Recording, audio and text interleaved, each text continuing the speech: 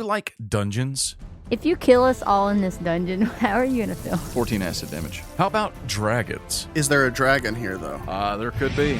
I'm Paul, the DM and producer of Make Believe Heroes, a 5th edition Dungeons & Dragons adventure for all ages. If you're looking for top quality production values, including music, sound effects, with humor, heart, and occasionally a bit of horror, then go now and check out Make Believe Heroes, a proud member of the Potteration Network.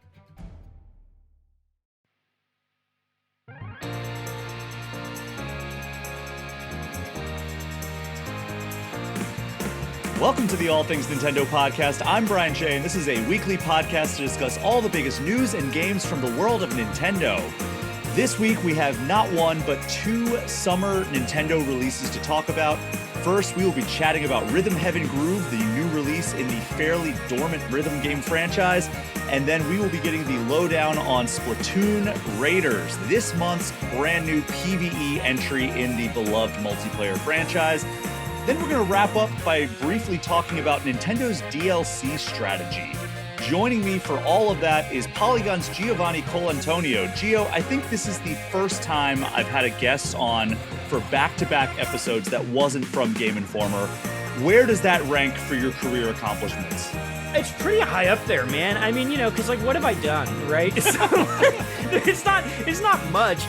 So yeah, man, this is great. I'm the biggest fan in the world of the All Things Nintendo podcast, and what an honor it is to be here with you another week. I hope your listeners don't hate me, because it would be a bummer if they're like, again, second week in a row. But who knows? Well, big news in the world of Geo. We started off and you didn't bury the lead one bit. You said you got a new chair since the last time we recorded. Tell us about the chair. Give us the exclusive.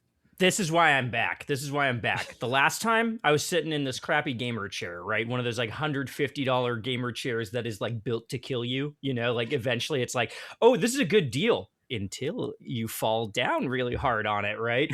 And my birthday is not for a little bit. It's not till like late July. But my girlfriend knew I needed an office chair and picked one up, and it came here way too early. And let me tell you, it's changing my life.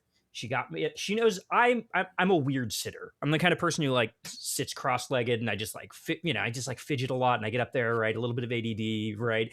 And she in doing research, discovered a chair that is built for people like me. This is not an ad, but let me be very clear. I don't even know what the name of the chair is, so I couldn't plug it if I wanted to. Please do not give the name of the chair until they pay me to endorse the chair. You're gonna know nothing about it. The only thing you're gonna know about it is that it's very wide. It's like a double cedar chair, which is like very good for sitting cross-legged. And the best part about it is I have a cat who, anytime I get up, sits in the chair. Like my old office, would just sit, and I would have to be like, I'm so sorry, I have to kick you out, or I'll pick you up and try to put you on my lap, but then she gets mad. Now if she sits in this chair, it's big enough that I can just sit next to her, and she just sits there, and we're good. So I'm having a renaissance. I also had a Monster energy drink before recording this, because I was falling asleep from the news day, so I'm hyped up about really big chair and hyped up about a week of news. And what a week of news it has been, Gio. We're going to start a little bit right there. I mean, we technically could wrap the episode after talking about your chair and about your career accomplishments and all things Nintendo. But I think people want a little bit more. So we're going to have to kind of, stretch for the next hour or so. This is the B segment coming up. That was the A segment. Yeah. we burned all of our fireworks. We blew them all at once, and now we're just gonna have to be like humana as we try to fill the next hour. Yeah. So unfortunately, the news that we're gonna be talking, we're gonna be kicking off this episode with, I've often said that this is a Nintendo podcast. We focus primarily on Nintendo news, as the intro that I say every single episode indicates. But Nintendo does not exist in a vacuum. This industry has 3 major platform holders, and I remain adamant that without those 3 platform holders being strong contenders in this industry, the games landscape is not as good as it can be. We need those 3 I mean, at any given point, I think having 3 is a great thing. Like in the past, it's been Nintendo, Sony, and Sega, and then Sega went away, and Xbox kind of stepped into its place, and it's been that big 3 ever since. And there's no way to really sugarcoat it that PlayStation and Xbox have been acting a fool lately. Like that's the best way to put it. Yeah, like that song. That song that Ludacris put out to go along with Too Fast, Too Furious, Act a Fool, it was prophetic for the week. It was about Xbox. Yeah. I mean, I guess those did come out around the same time, the Fast and Furious franchise and Xbox. They knew. They knew. Yeah. Ludacris is proven prophetic, and here it is once again. So let's start on the Xbox side of things. Kicking things off in a similarly negative fashion as how we did 2 weeks ago with Jesse Vitelli. And, we already knew that Xbox was kind of taking these big swings, and they recently used the verbiage Xbox reset, which doesn't seem to bode well because, we talked about 2 weeks ago, like the studios that were being examined for potential closure or sale at best case scenario, it seems, were Compulsion Games, who just put out the award-winning South of Midnight, Double Fine, who does the Psychonauts franchise, and a ton of other quirky little weird experimental games that, like, just they're beloved. Like, it's one of the most, like, when you look up the definition of indie darling before their acquisition by Xbox, it was Double Fine. Like, that was like the indie darlingest studio that there was. Ninja Theory, who just announced the next entry in the Hellblade series at the start of June. And then Undead Labs, which is the developer behind State of Decay. Those are the ones that were previously mentioned as potentially on the chopping block to either be closed or sold. Now it appears that Arcane Studios, which is the studio behind Deathloop and Dishonored, and is currently working on the new Marvel's Blade game, which Todd Howard just sang the praises of in a public way back in June. Apparently, they are now at risk for being shut down. And I don't want to spend too much time here because, again, this is a Nintendo podcast, but this has like spider web effects, and it's going to ripple out. And Xbox announced that it was at the very least scaling back its relationship with Assembly PR, which had been doing public relations for Xbox for decades at this point. Mm-hmm. And that's a PR agency that is not owned by Xbox, but that decision led to layoffs of folks that I've worked with for several years, like that same day that report hit. And then, IO Interactive just put out 007 First Light, which is one of the most successful and acclaimed games of 2026 so far, coming to Switch 2 later this year. They were working on a title called Project Fantasy. And when I was over in Copenhagen visiting IO Interactive for our 007 First Light cover story back in December, they were like they were giving us the studio tour, and they kept going like, oh, well, you can't go through there because that's where Project Fantasy is. And we're like, we can't wait to talk about that, but we can't tell you anything about it quite yet. Like, they were so excited for the direction of this game. And it turns out that Xbox was a development partner in that, and they were helping support that project. They announced they were pulling out of that, and that same day, IO Interactive put out a statement saying that it probably needs to go through layoffs now, even though they have been on this incredible run of supporting Hitman and releasing 007 First Light, which is one of my games of the year so far. So, yes, this is a Nintendo podcast, but one, this will clearly impact the entire industry in an extremely ruinous way, I think is a good word for it. And two, like I mentioned, the industry is always stronger when there are these 3 viable platform holders. And right now, I am worried that like at least one of these platform holders won't exist in the near future. And like, you can't go and say, hey, we're gonna give you a reason to own an Xbox. We're gonna bring back exclusives, and then close all of your studios and cancel all your partnerships for exclusive games, and then raise the price of your 6-year-old system that has been extremely unpopular. Like, that's not how supply and demand works.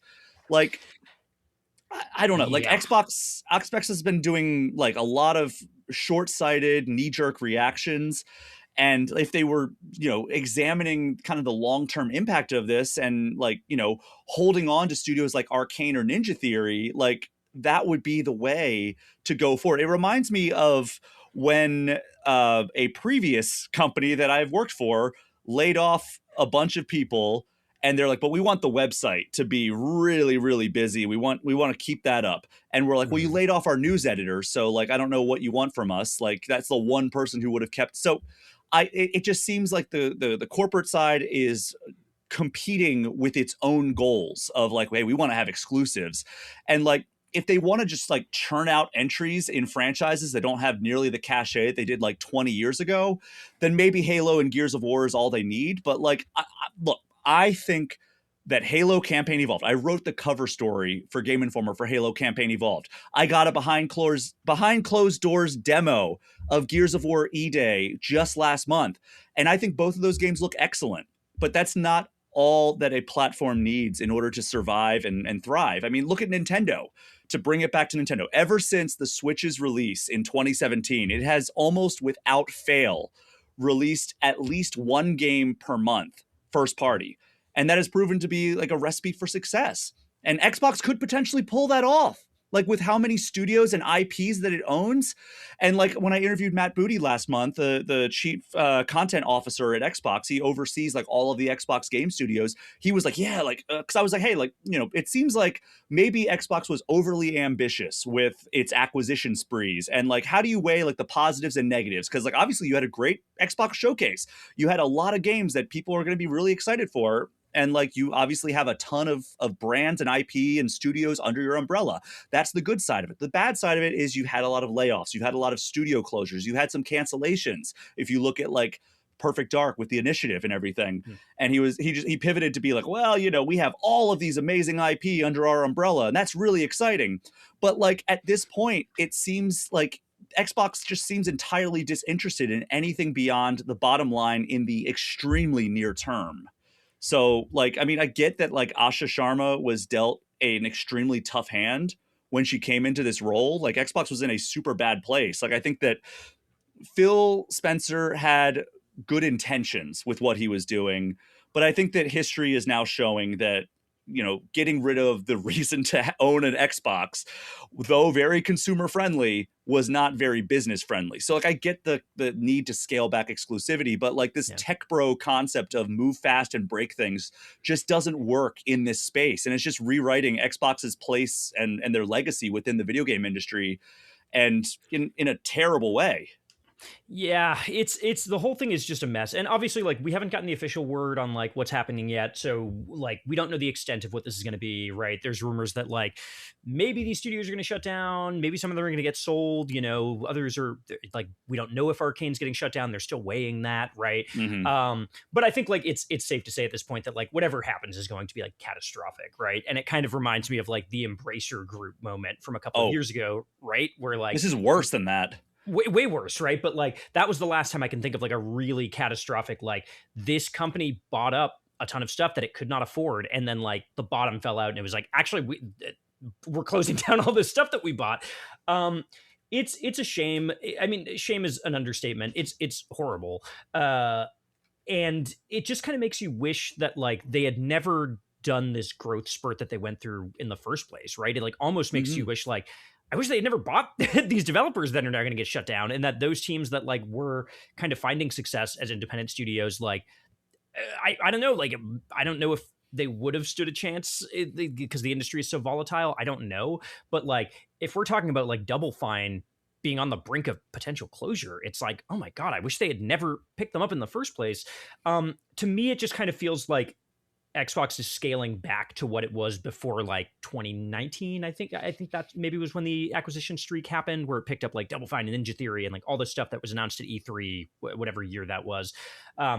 It feels like they're scaling back to like this running joke era where people were like, who are like, what are even the Xbox games, right? It was like, it's Halo and Gears and Forza, and that's it. And you can feel that like, we're going to go back to like, yeah, it's that and Elder Scrolls and Doom, and that's probably it, right? Which like, I don't know, maybe it is smart for business, right? Maybe it's smart for them to like go back to what they were doing, be like just a couple franchises, then have your third party do stuff. But like, figure that out before all of this. You know what I mean? Like, and once you have invested in these studios, don't like throw them to the wolves in like a whole like, we just need to reinvent ourselves, and we're going to do it at the expense of these like incredibly talented teams that could be making incredible stuff. And I guess like to bring it back to Nintendo just a little bit, I think this is why like I am glad that Nintendo is not a company that just like goes on acquisition streaks. And I think there's always this kind of feeling of like, oh, I hope Nintendo, like they should pick up Mercury Steam, or they should pick up Grezzo, right? They should just like bring all these people in-house, but they're very, very careful about it. And I think that over time is proving to be really, really smart, right? It's like, hey, we're going to like work with these teams, and like maybe if it makes sense to bring someone in under us, and we have a place for them and we have something for them to do, like, yeah, okay, this makes sense, they'll be here. But like there's a world in which like every time someone makes a good remake, they're like, Velen Studios is a Nintendo studio now, and then like in 6 years they're like, we have all these studios and we don't know what to do with them. And you know, they've also been very careful about, like you say, the thing about like they do a game every month, right? And like, where's Xbox or Sony being able to do this? Nintendo can do it because they scope these things out. You know what I mean? Yep. Like, we're going to talk about Rhythm Heaven today, right? That is not a game that has the budget of like probably any of the Xbox games that were greenlit and released in the last couple of years, right? Like, I'm sure that is a micro budget game on like the AAA side, if we can even call it AAA, right? So I think there's a lot to like, I don't want to say praise when I talk about these companies, because like I think that like just operating correctly is like good. You know, like I don't want to give like too much credit for just like being normal. But yeah, I just wish more companies were careful about this stuff and like scope games appropriately, and like weren't just eating stuff up and then just like having to like ruin lives, you know, after the fact. It's just a bad situation, and I'm terrified to find out what like the extent of this damage is, because it's going to be catastrophic. Yeah, and according to The Verge, Xbox is holding off on its closures and layoffs until the end of its fiscal quarter, which is unfortunately next week.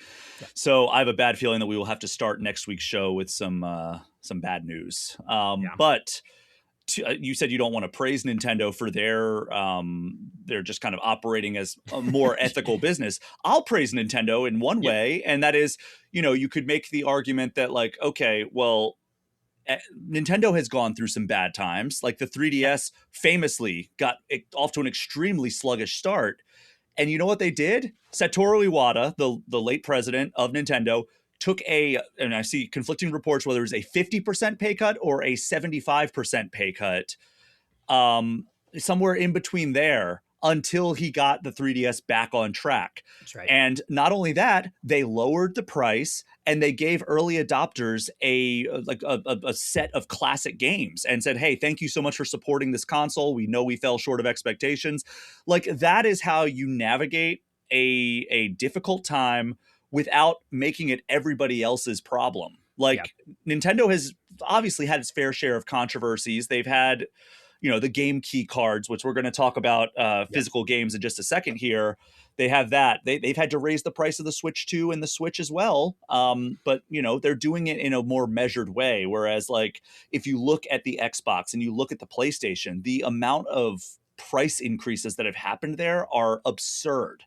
Like, and, you know, I've made this point on Blue Sky, but like Microsoft put out that thing when they did their most recent price increase on the Xbox, and they're like, well, you know, guys, the console and computer components are just out of control with how many shortages there are. So the prices have really skyrocketed.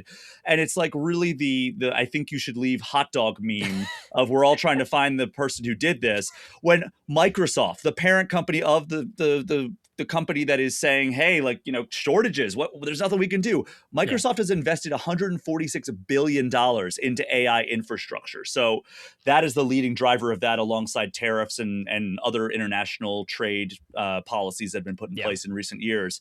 So it's hard for me to feel any sympathy towards Xbox in this time. And I just hope that we can, you know, navigate this in the most sustainable way possible. But I trust Nintendo to do that a lot more than I trust Xbox right now. Because like the only that they're moving fast and breaking things in like the tech bro sense of the word. But the things that they're breaking are public and consumer and potential development partner trust. Like they're not breaking anything good. They're breaking like terrible things. Like they're making things that like it's been nothing but bad stuff happening ever since this regime took over. Aside from, hey, now Xbox is in all caps, and also like Game Pass is cheaper, but it doesn't have Call of Duty anymore. Yeah, the ad they put out that was like not on Game Pass, as if that was a selling point.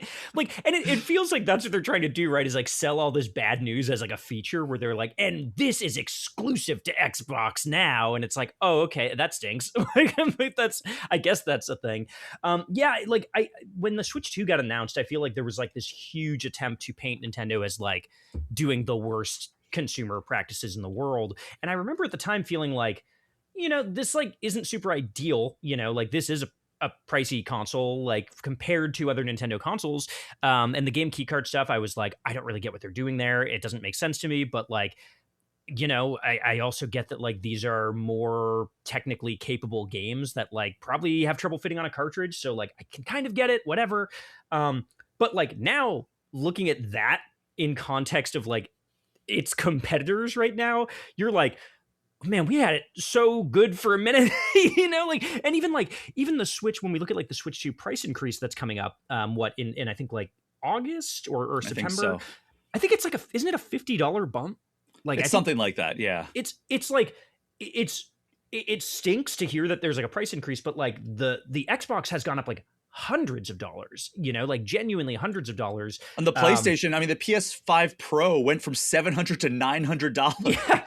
Yeah. And I mean, the Steam machine, which just came out, like, that's about $1,050 for the base model. And like, Valve went on record as kind of saying in an interview, like, we wanted this thing to be around like $750, $800. So like looking at like Nintendo, how they handled everything in retrospect, it's like, man, nothing about the situation is good. I'm not gonna again praise anybody for just like doing things adequately, but like I really do think that like they have navigated this better, and part of that has also been like they are making the console more expensive and they are putting out games consistently that will like still make it worth buying it. And that's the problem that like Xbox and PlayStation are in right now, where like Xbox especially, you are raising the price of that console by hundreds of more dollars, right? It's gonna be $800, and you're telling me that like you are going to cut half of your studios that are making the interesting games that I play. It's like,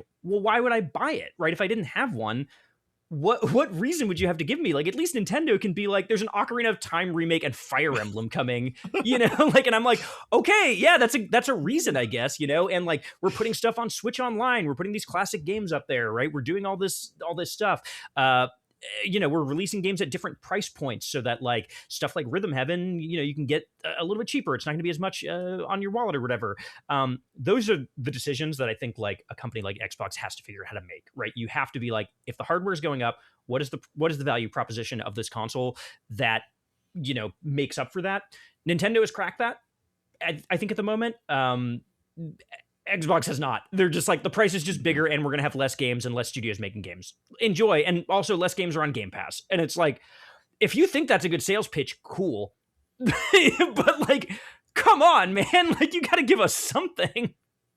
Yeah. And the fact that like people could be like, oh, well, Nintendo's doing all this stuff too. But yeah, like Nintendo just announced a 10% base salary raise for its employees too. So it's like, I don't think it's a coincidence that we see Nintendo take this like, hey, we're not going to lay off all of our employees after a dud that like an underperforming game came out. We're not going to be like, okay, well, yeah, that, I don't know, like what's a game that they put out that didn't perform, like Star Fox Zero or Metroid Prime 4, well, but that was developed by Retro. I mean, sure. Like I guess, yeah, Nintendo owns Retro, right? So like, I think they do, yeah. They could have.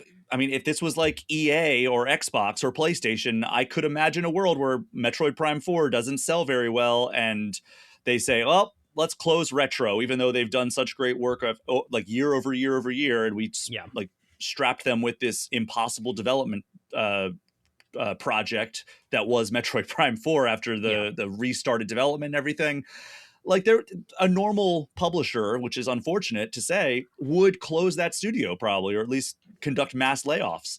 Yeah. And I'm really grateful that Nintendo doesn't. And it's probably not a coincidence that they have the number one developer in the video game industry's history, which is themselves, exclusive to a Nintendo platform, because they don't like just trend chase and push people out the door if there's like one speed bump in the road.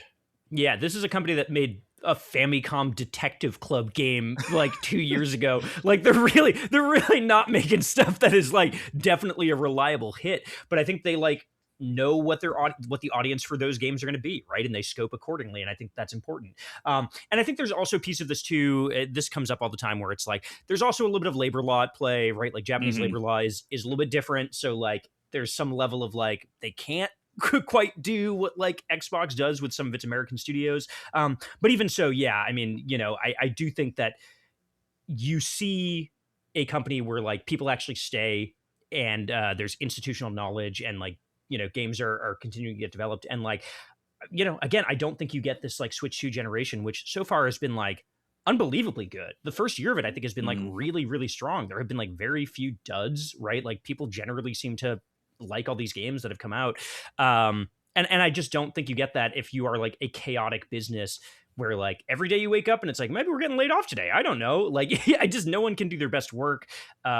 It's not an environment that you can make games in. And I feel for all the developers who for the past month now at Xbox have had this hanging over their head, just not knowing like, what's the point? Like we're working on games right now that might not come out, right? State of Decay.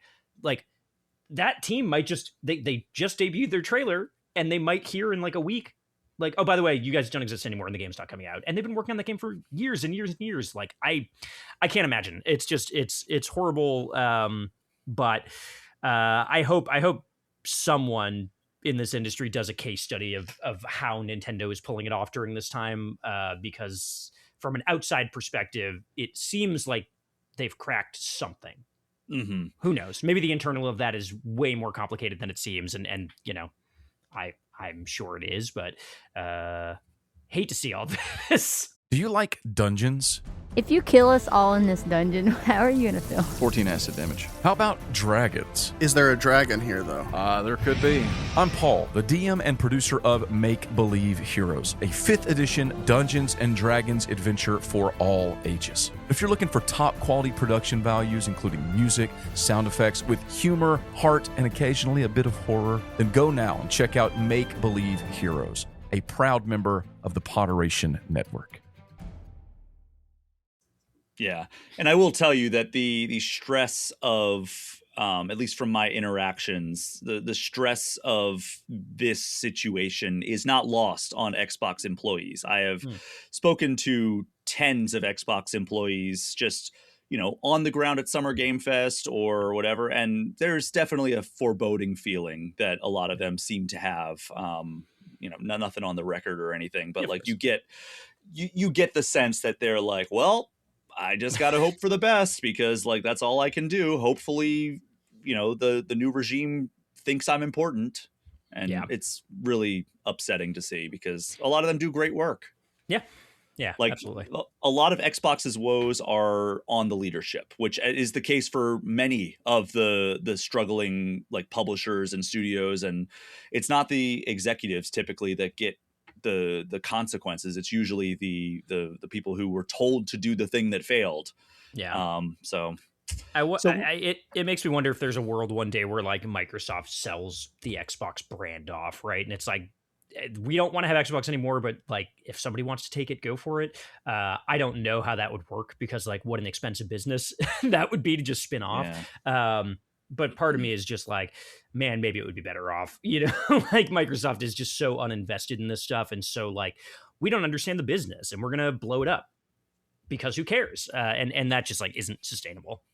Remember when there was speculation and Phil Spencer actually came out and said he wanted to acquire Nintendo? Yes. What a, I mean, first of all, how unrealistic, but second of all, what a catastrophe we would be in right now if that ever came to pass. And then this new regime comes in and is like, we're weighing our options. Maybe we'll close Undead Labs. Maybe we'll close Nintendo. Yeah. Yeah, I mean, like, you genuinely, like, if Nintendo had been bought, which, to emphasize, would never have happened in a million years. Like, it would have been laughed out of the room. But, like, we would be in a moment right now where it would be like, well, we're going to focus on Mario and Zelda, and that's it. Like, we're not going to do Rhythm Heaven. We're not going to do WarioWare or whatever. Like, why would we do those? We're going to do the couple franchises that work. And I think that's what Nintendo or what Xbox is about to have. It sounds like. So bullet dodged. Yeah, I suppose. But again, not really a bullet dodge because they were never aiming the gun at Nintendo. Like, there was no way in which they were like going to land a hit on them. They were aiming the gun at Nintendo as confirmed by Phil Spencer, but they were shooting BBs at a fully armored tank. Yeah, exactly. Wasn't gonna do much. Yeah, so I made this point. We're going to transition here just a little bit. I made this point on Blue Sky, but it feels recently like PlayStation and Xbox are competing in the bad news Olympics because every single time, like over the past few weeks, one company will come out and be like, guys, here's bad news. And then they will seemingly steal the spotlight for the entire news cycle. And then their competitor, either Xbox or PlayStation, will come in and be like, hey, we got an even worse piece of news for you. And they steal the momentum right back. And this time, in the past, we saw it with Microsoft. I think it was like PlayStation's like closed Blue Point Studios or Blue Point Games. Yep. And then like literally the next day, Xbox was like, well, we're raising Game Pass prices. And it's like everybody forgot about Blue Point and immediately were like, hey, Xbox, we hate you. And this time it's the other way around because it is PlayStation letting Microsoft off the hook by not only delisting and removing hundreds of movies from customers' accounts without offering refunds, but then saying, well, we just reminded everyone that you don't own your digital content, so what better time to announce that we're going all digital starting in 2028? So, like, with the acknowledgement that we have controversies with Nintendo's game key cards not actually being like real physical versions of games, that feels tame in comparison to these moves by Xbox and PlayStation. Where are you at with this announcement that PlayStation made, Gio? Yeah, so no discs, right? That's the news. 2028, they're going to stop producing discs. It's bad. And here's the thing. When I woke up I went through a journey because when I woke up this morning, I kind of like, I always try to approach things with like a fair amount of nuance and then like arrive at where I'm going to arrive at it. And at first I was like, okay, like this is bad, but I'm like, I don't buy physical games anymore. Like and part of that is like, during the COVID pandemic, right? When like I couldn't go out to a store to buy a game, I just was like, well, I'm just going to compromise and buy some stuff digitally. And then I kind of broke the collector's habit and was like, you know what? I actually don't mind, like I have less stuff I have to deal with. I have a very small apartment. Maybe this is okay. There's convenience aspect to it. Yeah, exactly. And I was like, and so I had this moment this morning where I was like, well, I guess it makes sense because like having broken the spell, I'm kind of like, yeah, that's fine. Like maybe it's good to not have a bunch of plastic around. I don't know. Like they've said they're stopping discs. I don't think they've said that they're going to stop like selling cases, with like a code in them or something, which is dumb, but like whatever, if you want a case for them things. So that was like my first thought. But as the day kind of went on and I was kind of like, trying to like make cases against an argument, it's just like, there's no way you slice it in which it's actually good or beneficial to gaming for this to happen. And there are a couple of reasons why. And I think the main ones are like, one, like it's just not good to not give people choice of where they can buy things, right? And if you are telling people you're only going to be able to buy things in the PlayStation store from now on, that only works if PlayStation is like a very trustworthy company with like a great history of like, well, we're not going to screw you over. But they announced this the same day that they announced that the PS3 and PlayStation Vita shops are getting shut down. So it's like, hey, just a reminder, everything's ephemeral and these shops can go down at any moment. Also, we're no longer going to let you buy games physically, so you only have to buy them from these shops that we have just told you will one day no longer exist. That was bizarre. Like the timing of those two things was bizarre. Also, to me, I think the reasons that this is bad are obvious, right? Like we all know why this is bad for like preservation, right? We all know why this is bad for like PlayStation's recently been apparently testing out dynamic pricing where they like push different prices to people, and you can see how that could become a huge problem if it's like, oh, I can only buy games digitally on the storefront that decides what price things are for me based on my situation and region. The thing that is bizarre to me is like, why announce this at the moment they're announcing this at? And I know this is like a like side conversation, right? Like all this stuff is bad, but like, why are you announcing this just out of the blue instead of like alongside a console? Right? Like what is the point of announcing this? And I'm sure there's a business reason that it has to be kind of put out there, but like, why aren't you revealing your new console and like showing that it doesn't have a disk drive and saying, for context, we're going to stop doing discs because this doesn't have a disk drive. There's a lot of rumors about like what the PS6 is going to be right now. Grain of salt with everything, right? There's some rumors that like it might be a Switch-like handheld, right? It might be a handheld form factor. And if that's the case, and you reveal that thing and you show like you can't put a disc, you can't put a CD in it, it's a handheld, you at least have a moment where people can go like, well, obviously they're going to stop making discs because this thing can't run discs. But they just like, for no reason, just like set up this unforced error of like, no more discs, you know? And then like by the time the console actually comes out, right, like now everyone's just going to have this like sour taste in their mouth about it. And if it, you know, like, if there's a perfectly reasonable explanation of like, well, yeah, we're not doing discs because we can't put it in this console, no one's gonna have like sympathy for that anymore. Whereas I think if you had like eased people into the idea and been like, here's a form factor that you have really wanted for PlayStation, and in order to do that, we just can't really do business as usual, I think you at least get a little more understanding of it. So to me, just like dropping this out of the blue on the same day you're announcing the closure of your shops is just like a nonsense way to reveal this, just like total nonsense, and just built to go down the worst way possible. And I just don't know, like both Xbox and Sony, this has been the problem in this month of horror, is like they have handled these announcements the worst that you could possibly handle them, right? Like having Xbox announce the layoffs like after showing a bunch of games and then turning around a month later and being like, by the way, some of these aren't going to come out. Sorry, we actually shut down the studios. Like, they even telling like people they even don't trust said us. that like there was even like that report. I don't know if it was them saying it or if it was somebody. I think it might have been Steven Totillo saying that like, yeah, they only let the Senua trailer go out because they were hoping it would attract potential buyers. And it's like, come on, guys, like, yeah, crazy, it's just scummy. So it's just like, why would you trust anybody? And I think like that's the thing. Like, there is a world in which Sony announces this in a way that's like, hey, we understand that this is like a move that's not ideal and it is going to make people angry. Here's the context for why we're doing it.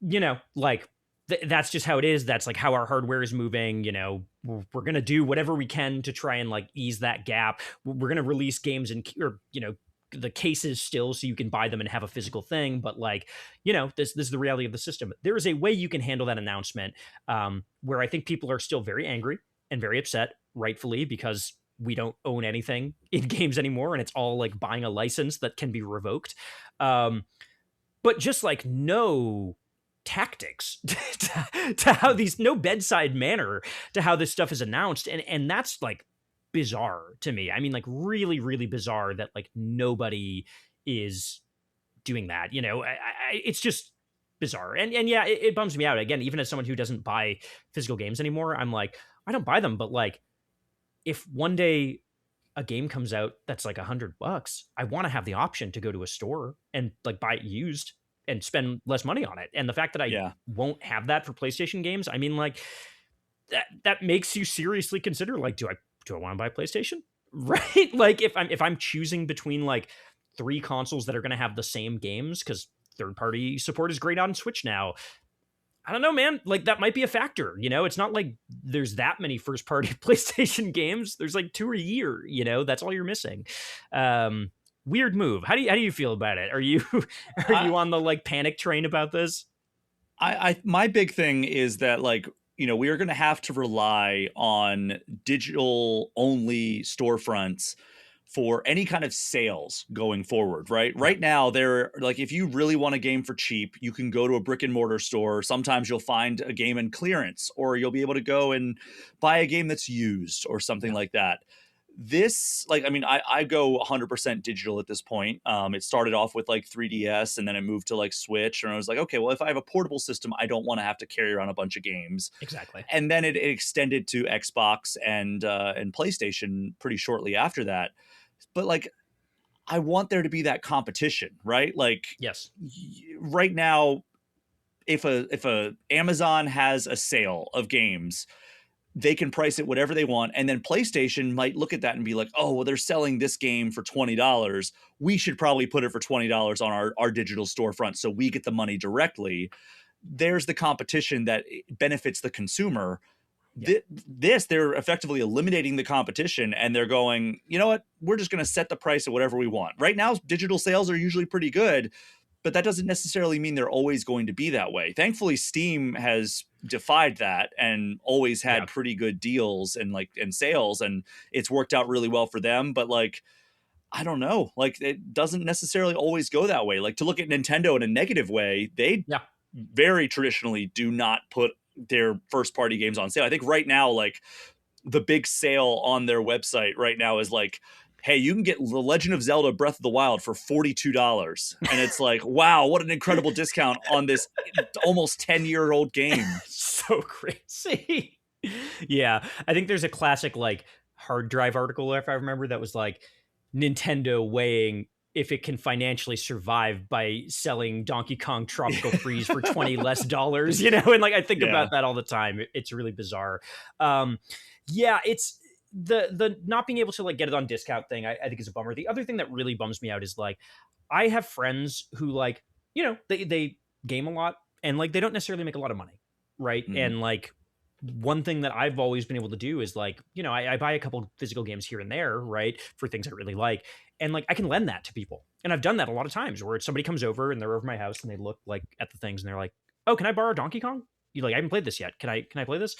Yeah, man, go ahead, take it, take the card, go for it, go do it. And like, I know that there is still like game share on Switch, right? You can like lend out the virtual game cards. PlayStation has like a sort of digital game sharing program, if I'm remembering right. But it just feels like we're moving towards this like, oh, you buy the game and it's on your system and that's it, and we don't want you to give it to a friend. We really want them to buy everyone to buy everything for a fixed price that maybe is more money being offered to you if dynamic pricing, ends up working out that way. Mm-hmm. I don't know. And it's just, I get that the industry's in like a tough place, right? And I get that like there are a lot of factors that are coming together, especially like, the RAM crisis is like a serious problem, right? And like the way that is like screwing up the price of consoles and like everything. I totally get it. And there is like a necessity to like change a little bit. I just don't think any of these decisions feel like the right decisions. I don't know. It's strange. I also just like, I'm curious to see if this gets backtracked on the physical games thing. I don't think it will necessarily, because again, I think that like their next console's probably locked. Like if they're not making discs, that means it doesn't have a disc drive. Like that's it, right? I could see them doing like a USB attachment, almost like Xbox used to have with the HD DVD, like where you could plug in a USB and like, fine, we heard you. We're going to put out this peripheral. Like, you have to buy it for like $100 and then you can plug it in and play physical games. Like, that's the only way I see them backtracking. Yeah. And they have backtracked before. I think a lot of people forget like the PS3 and Vita shops are closing. They tried to do that in 2021. They tried to do that 5 years ago and people were outraged and they backtracked. They were like, hey, we heard you. Like, nobody wants this. So we're going to leave them up. And we got another 5 years out of them, which I think was like great. And I think I've always been like, that's not permanent. We know that those shops are going to shut down at some point. There's no video game online shop that lasts forever, right? Yeah.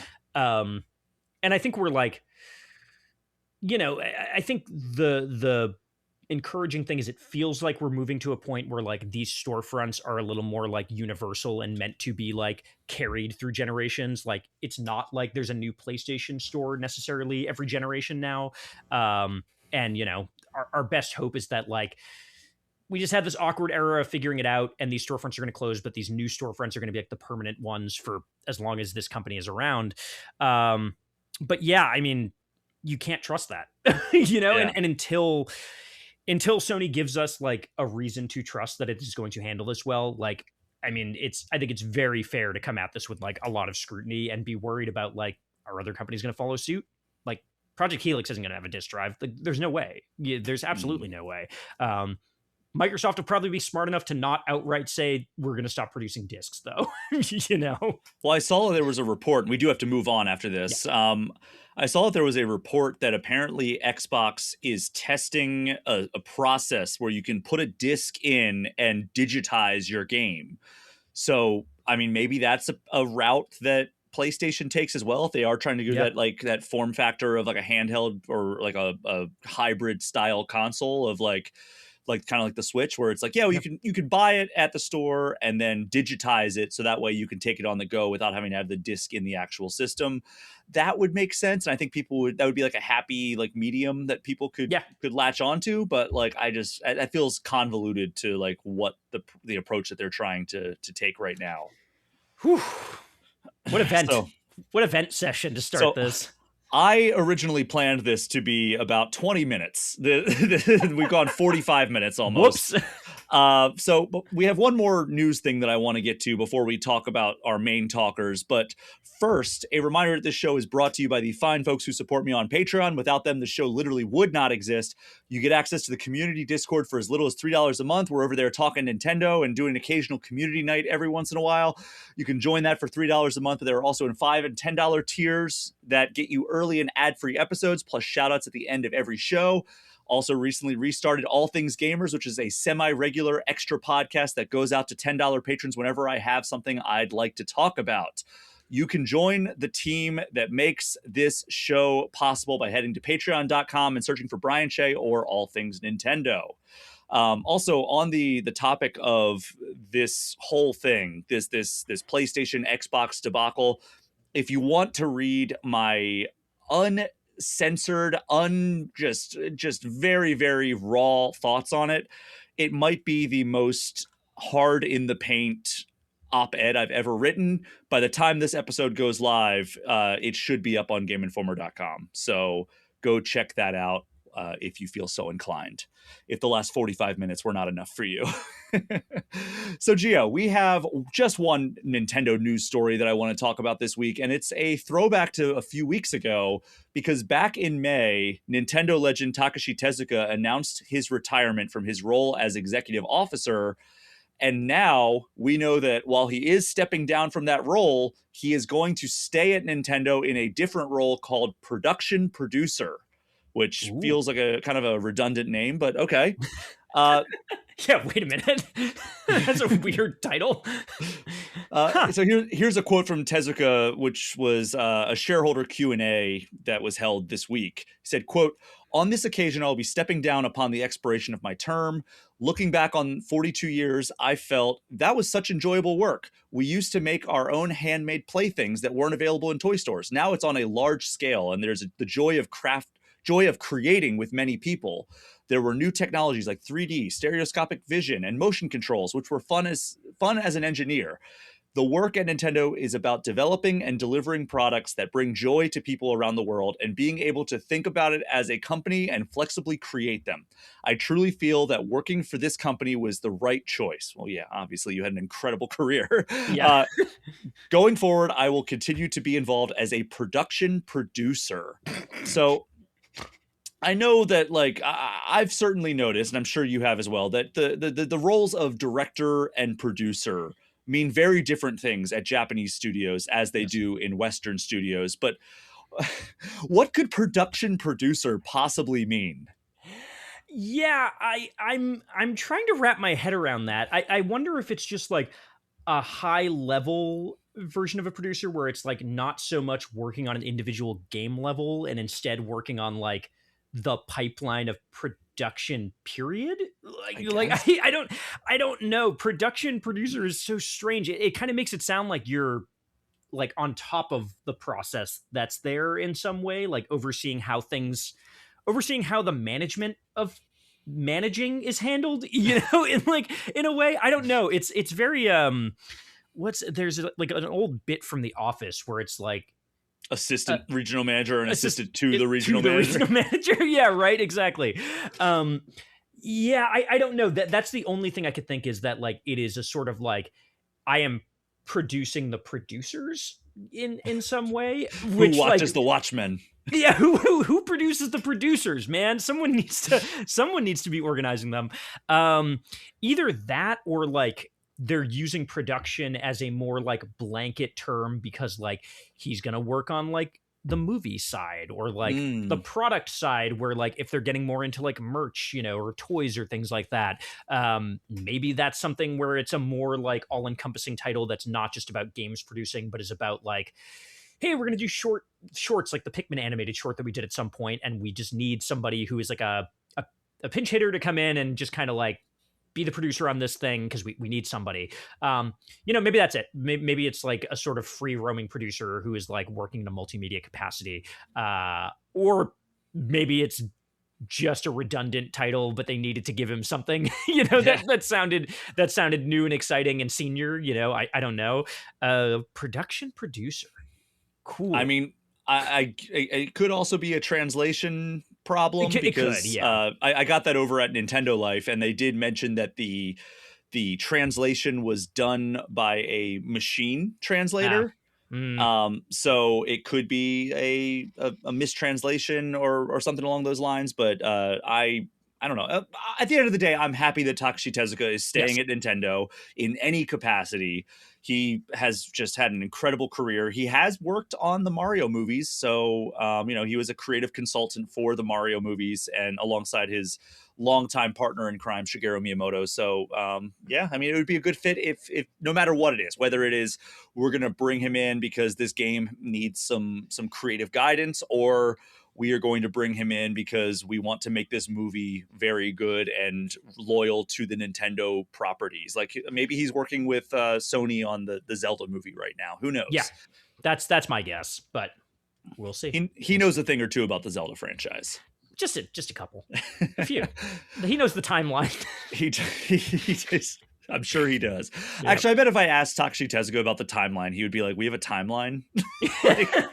Where was it? You'd be like, "It was in a book," and he'd be like, "What? What? They make books about this thing?" Like, isn't it just a game? He is that. I mean, honestly, like he's not stupid, obviously, but he is very, very humble, and he has that childlike wonder about him when you talk to him. He is just he seems pure of heart in the way that Naoto Oshima last week when he said Santa Claus is the most famous character in the world. Like that, I feel like I pictured the way Takashi Tezuka just carries himself. I hope so. I want to believe. He's a very fun interview if you ever have a chance to chat with him. But Gio, we're going to take our first break of this episode, and when we get back, we're going to be talking a Rhythm Heaven Groove review and a Splatoon Raiders preview. We will be right back.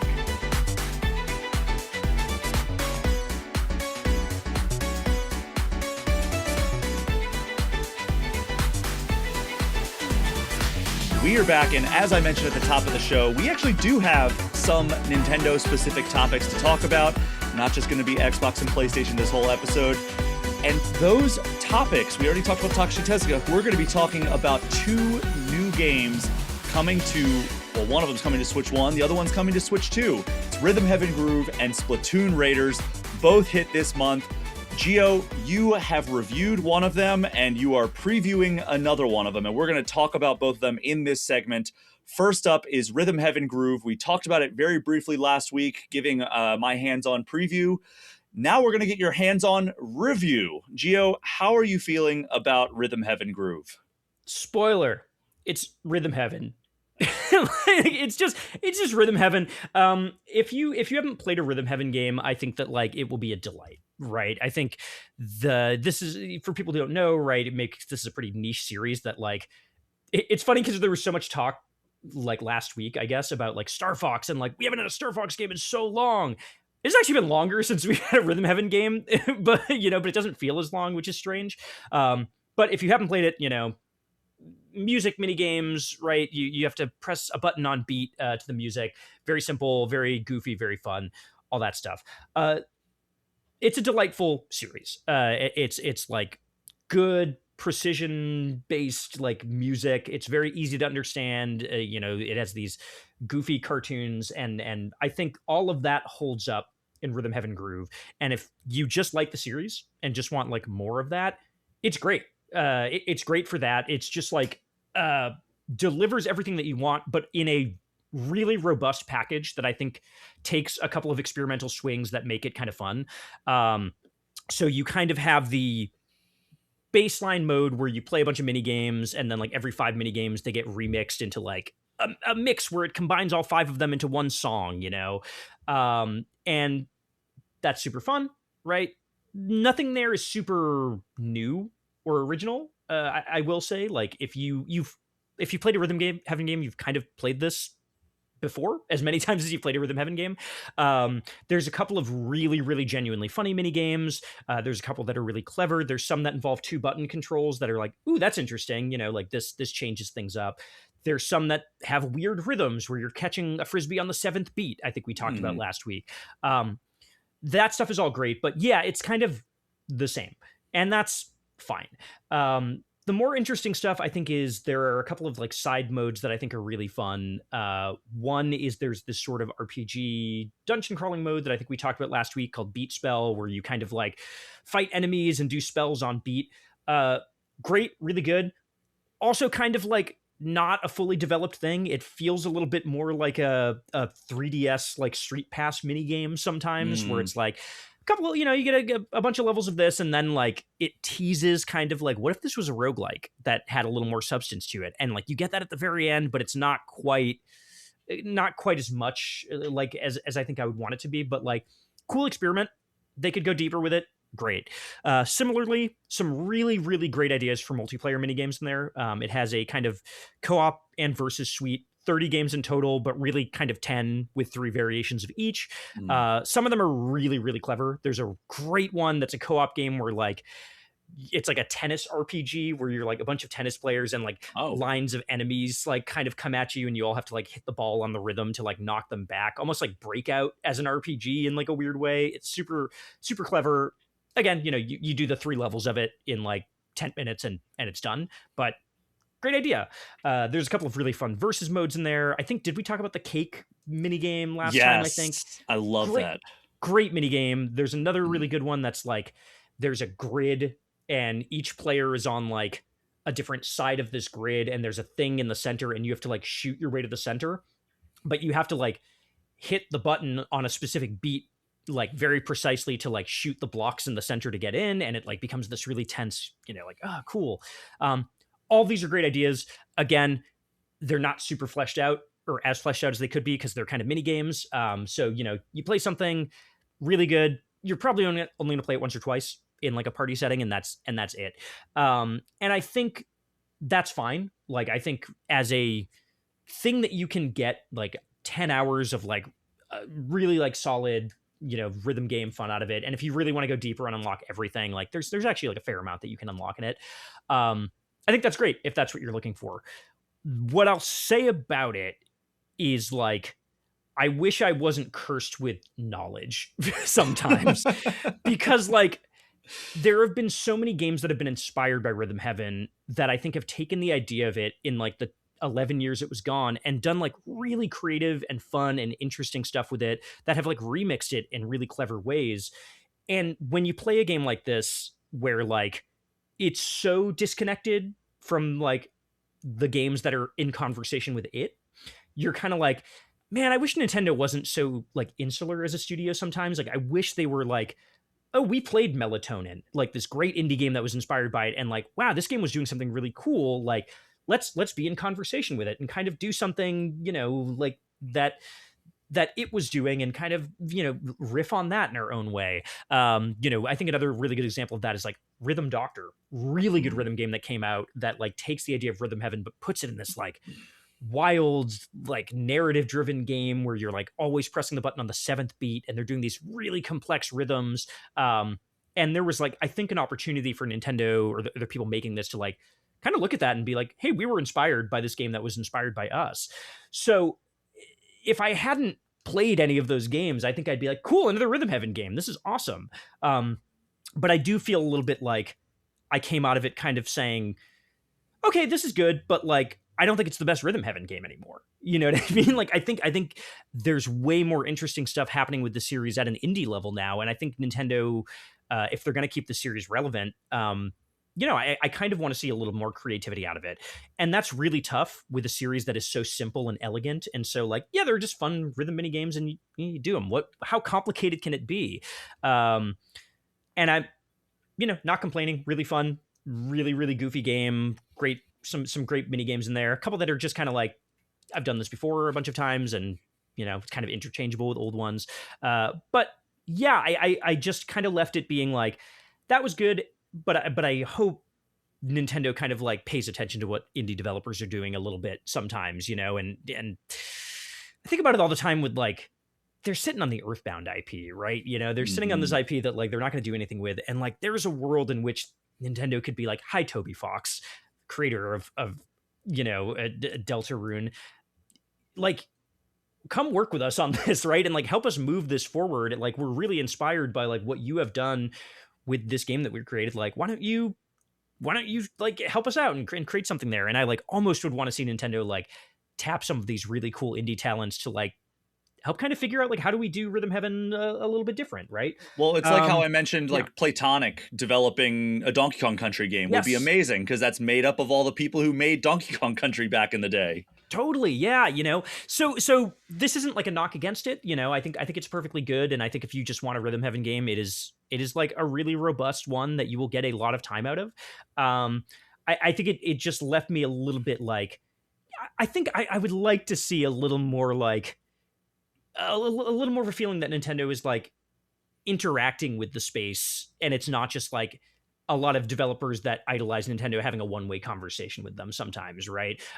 Because I think that's how you end up with like a good Rhythm Heaven game, right? That like doesn't feel like it's going to push the genre forward so much as be like, here's the biggest thing, right? If you like these games, here's the most complete package of it.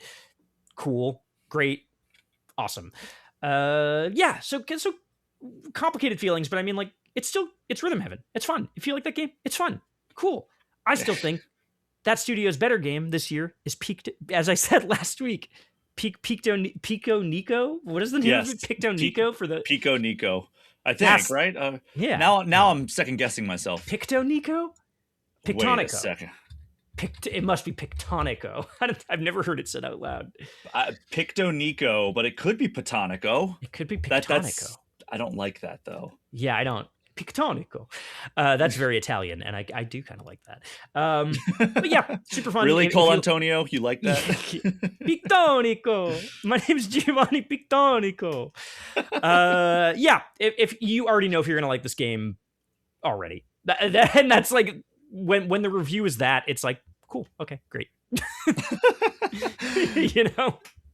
So, like, how's the music in it, though? Like, from what I played in the hands-on, it was super catchy. Really catchy stuff. Yeah, I mean, like, that's the best part of it, right? I think ultimately this series is kind of like a CD player, right? It's like, it's a visualizer, right? You're sitting there, you get to listen to some like fun tunes, and there's some like really memorable, goofy songs in there. Some different genres that are represented. There's a couple of like, just like total J-pop, like bubblegum pop songs in there that are just like, oh, this is hilarious, or this is like such a jam. And there are a couple of like animated backdrops that go with that are like laugh out loud funny. I mean, and it's not too many of them. I think it's like not quite as funny as the Wii one, which like the first time I saw it was just like, this is so, like every game in here is making me crack up. But there's like a couple in here that are hysterical. There's a whole mini game. I don't want to like give away too many of them, but there's a whole mini game that's like, you're a bunch of like high-fiving robots, and you're like, it's like, okay, you have to high-five with other robots on the beat, and there's different like rhythms to the beat. And, you do the tutorial, and it's like, okay, you're just a bunch of robots standing in a line. And then the mini game starts, and the camera zooms into a TV, and it's just like a real of stock photos of like construction workers, of really buff construction workers, just like building something, and it just superimposes the row of robots like into every photo, high-fiving. So like that's where the game is really good, because it's like, not only do I have to stay on rhythm, I have to do it while I'm laughing, and that's like the actual challenge. And like I think a lot of the games kind of lack that. A lot of the games are just like, yeah, and like the background's not really funny. You know, like it, you know, it's just kind of like you're catching fruits in a kitchen. You've done this in Mario Party at this point. But I think when those things come together, when it's like a really good song that's catchy, when it's something that's really funny, and you're trying to like focus on this like very precise task while those two things are happening, that's where the magic happens. And I think it really only happens in like a couple of mini games in this, but soundtrack is really fun throughout, so at least has that going for it.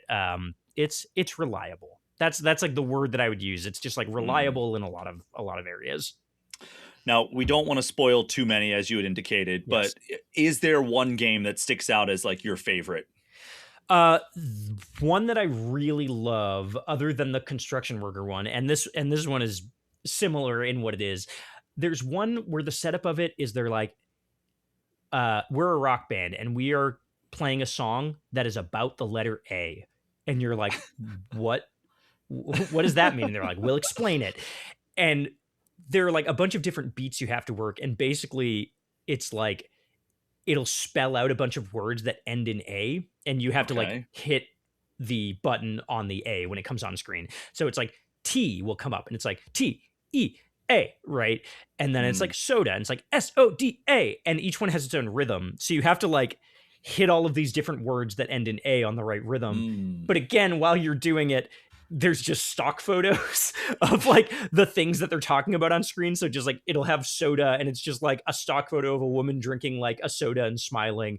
And like that stuff is really fun and goofy, because you're like, this premise is so funny. This execution is so funny. The minigame is clever, right? Like having to remember all these rhythms between different words. Like, oh, this is 5 letters. I have to remember it works like this, versus when it's 3 letters. That one is a blast. And then just as I think like a multiplayer one that I would call out as well, other than the ones I've already mentioned, there's a really good one that's like, you're a bunch of like ninjas who are like dodging arrows. One. Yeah, that one's really good. There's a bunch of ninjas who are like dodging arrows. I think we talked about it last week. Yeah. And the way that escalates, like the convoy. Yes, you're like a convoy that you're protecting, and it's like, you know, you're getting shot with arrows, and like that one escalates really well through the 3 stages of it and gets really tricky. So yeah, there's a lot to love in it. I mean, there's something like, there's over 100 mini games in it. 30 of those are, you know, multiplayer variations. But yeah, I think there's clever stuff. And then I will also shout out, there is a drum lesson mini game where it teaches you. It has you playing a drum set using like the different controls. So it's like, this button's a hi-hat and this button's a bass drum and this button's whatever.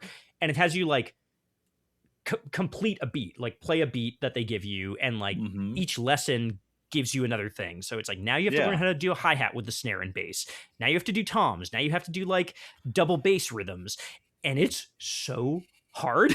Like, it puts you in some like real, like, oh, this is like high level drumming beats that like, you have to really master these like button combinations. And that minigame is like a pretty wild, fun side mode. So let me plug my Rock Band Pro drum kit into the Switch and play that. Like, that's what I want.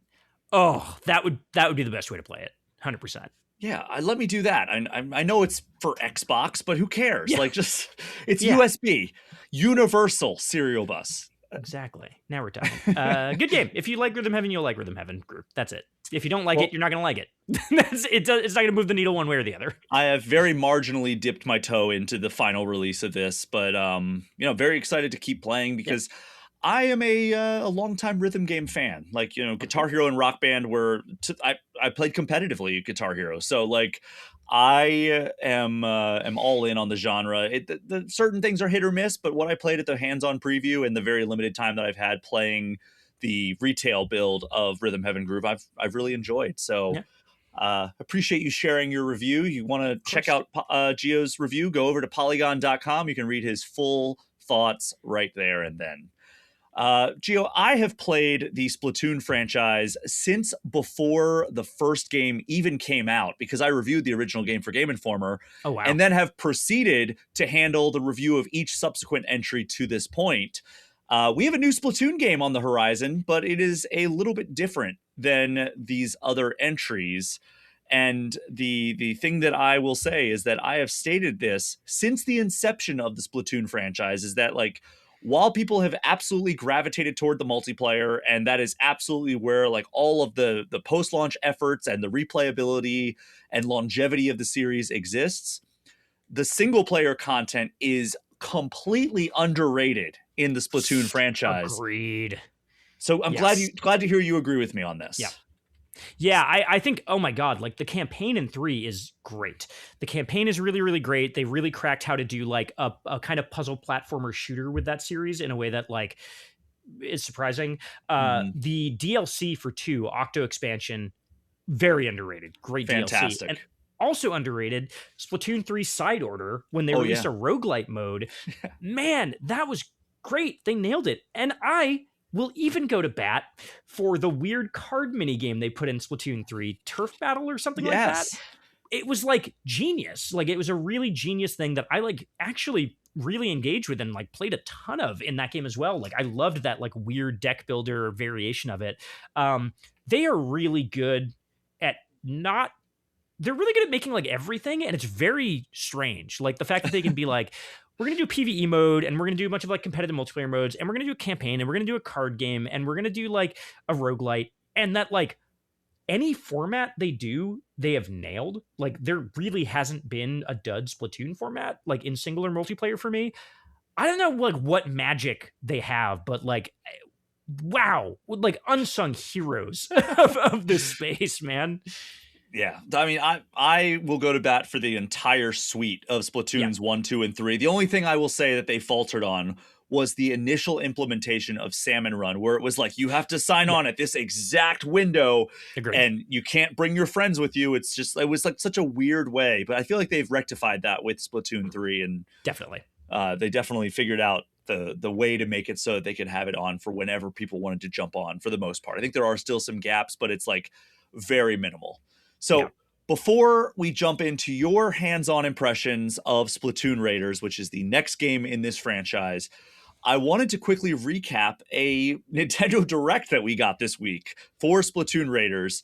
So I'm not going to go over every fine detail, because they love to go into the weeds with these single game directs, which, you know, that's what they're there for. That's why they're not in the larger like Nintendo Direct of like, we have 4 minutes to tell you everything we need to tell you. No, this was like 18 minutes long, but we're not going to cover everything. But so the game takes place in the Spiralite Islands, and you play as a treasure hunting inkling, and you are basically, you know, you're the pilot and mechanic, and you're on this trip with Deep Cut, which was the musical trio and that they were also the hosts of Splatoon 3.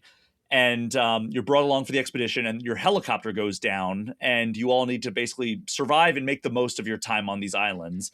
And each island has its own biomes and terrain, and each island is also infested with salmonids, who are the main enemies in the Salmon Run modes.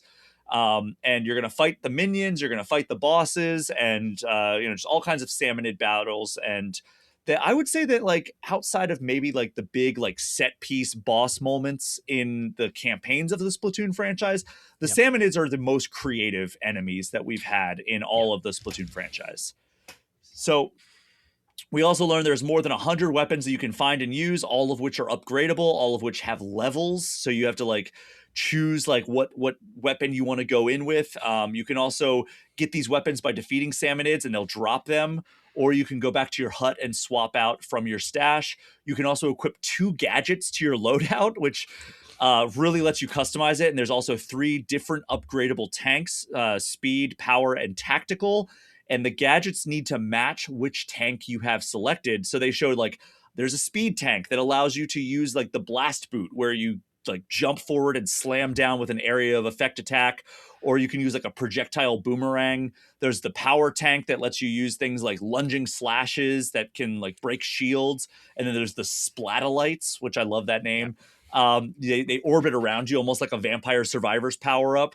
And then there's the tactical tank that lets you deploy turrets and place bombs that you can then shoot to detonate whenever you want. And the gadgets all operate on a cooldown. You can customize using different resources that you get within the world. And then the resources can also be used to upgrade your hideouts with new nodes that grant like gameplay bonuses. And it really seems like it's very exploration and customization heavy, but some of the challenges also funnel you towards dungeons and linear facilities that require you to bring certain weapons or gadgets. So like, it's also like, hey, you might be playing this one loadout, but for this one, you have to try and experiment with this other loadout. And then it's also worth noting that even if you fail in these expeditions, you keep all of your experience points, which then you can use to level up your character. And if it's still too tough after all your upgrades, you can change the difficulty and it will still give you the same amount of loot. So that's, you know, all very player friendly, very like newcomer friendly. And it's designed as a single player title, but they also said that you can do co-op for up to 4 players, either local wireless or online play.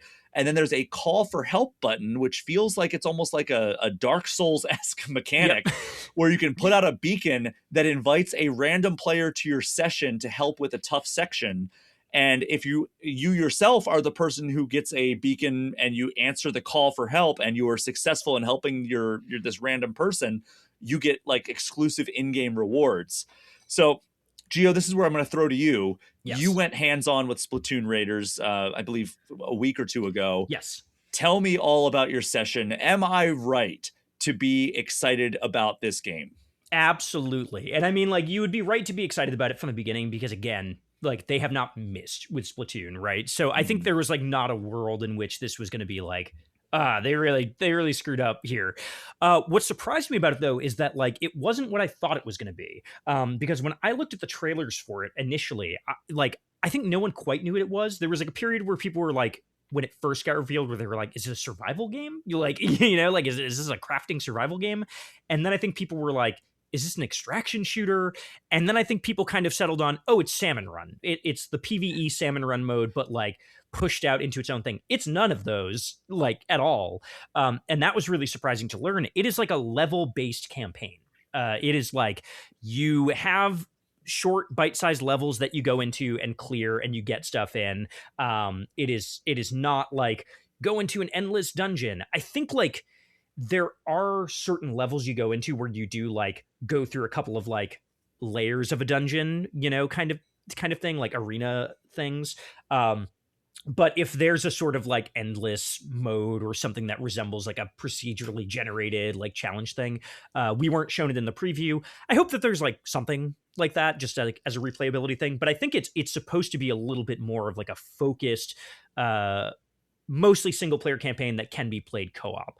And I think once I understood what it was, you know, and kind of put this idea of what it was out of my head, really enjoy what I think they're going for here, which I think the best way I can describe it is like, it's almost like Nintendo experimenting with doing Borderlands in a weird way.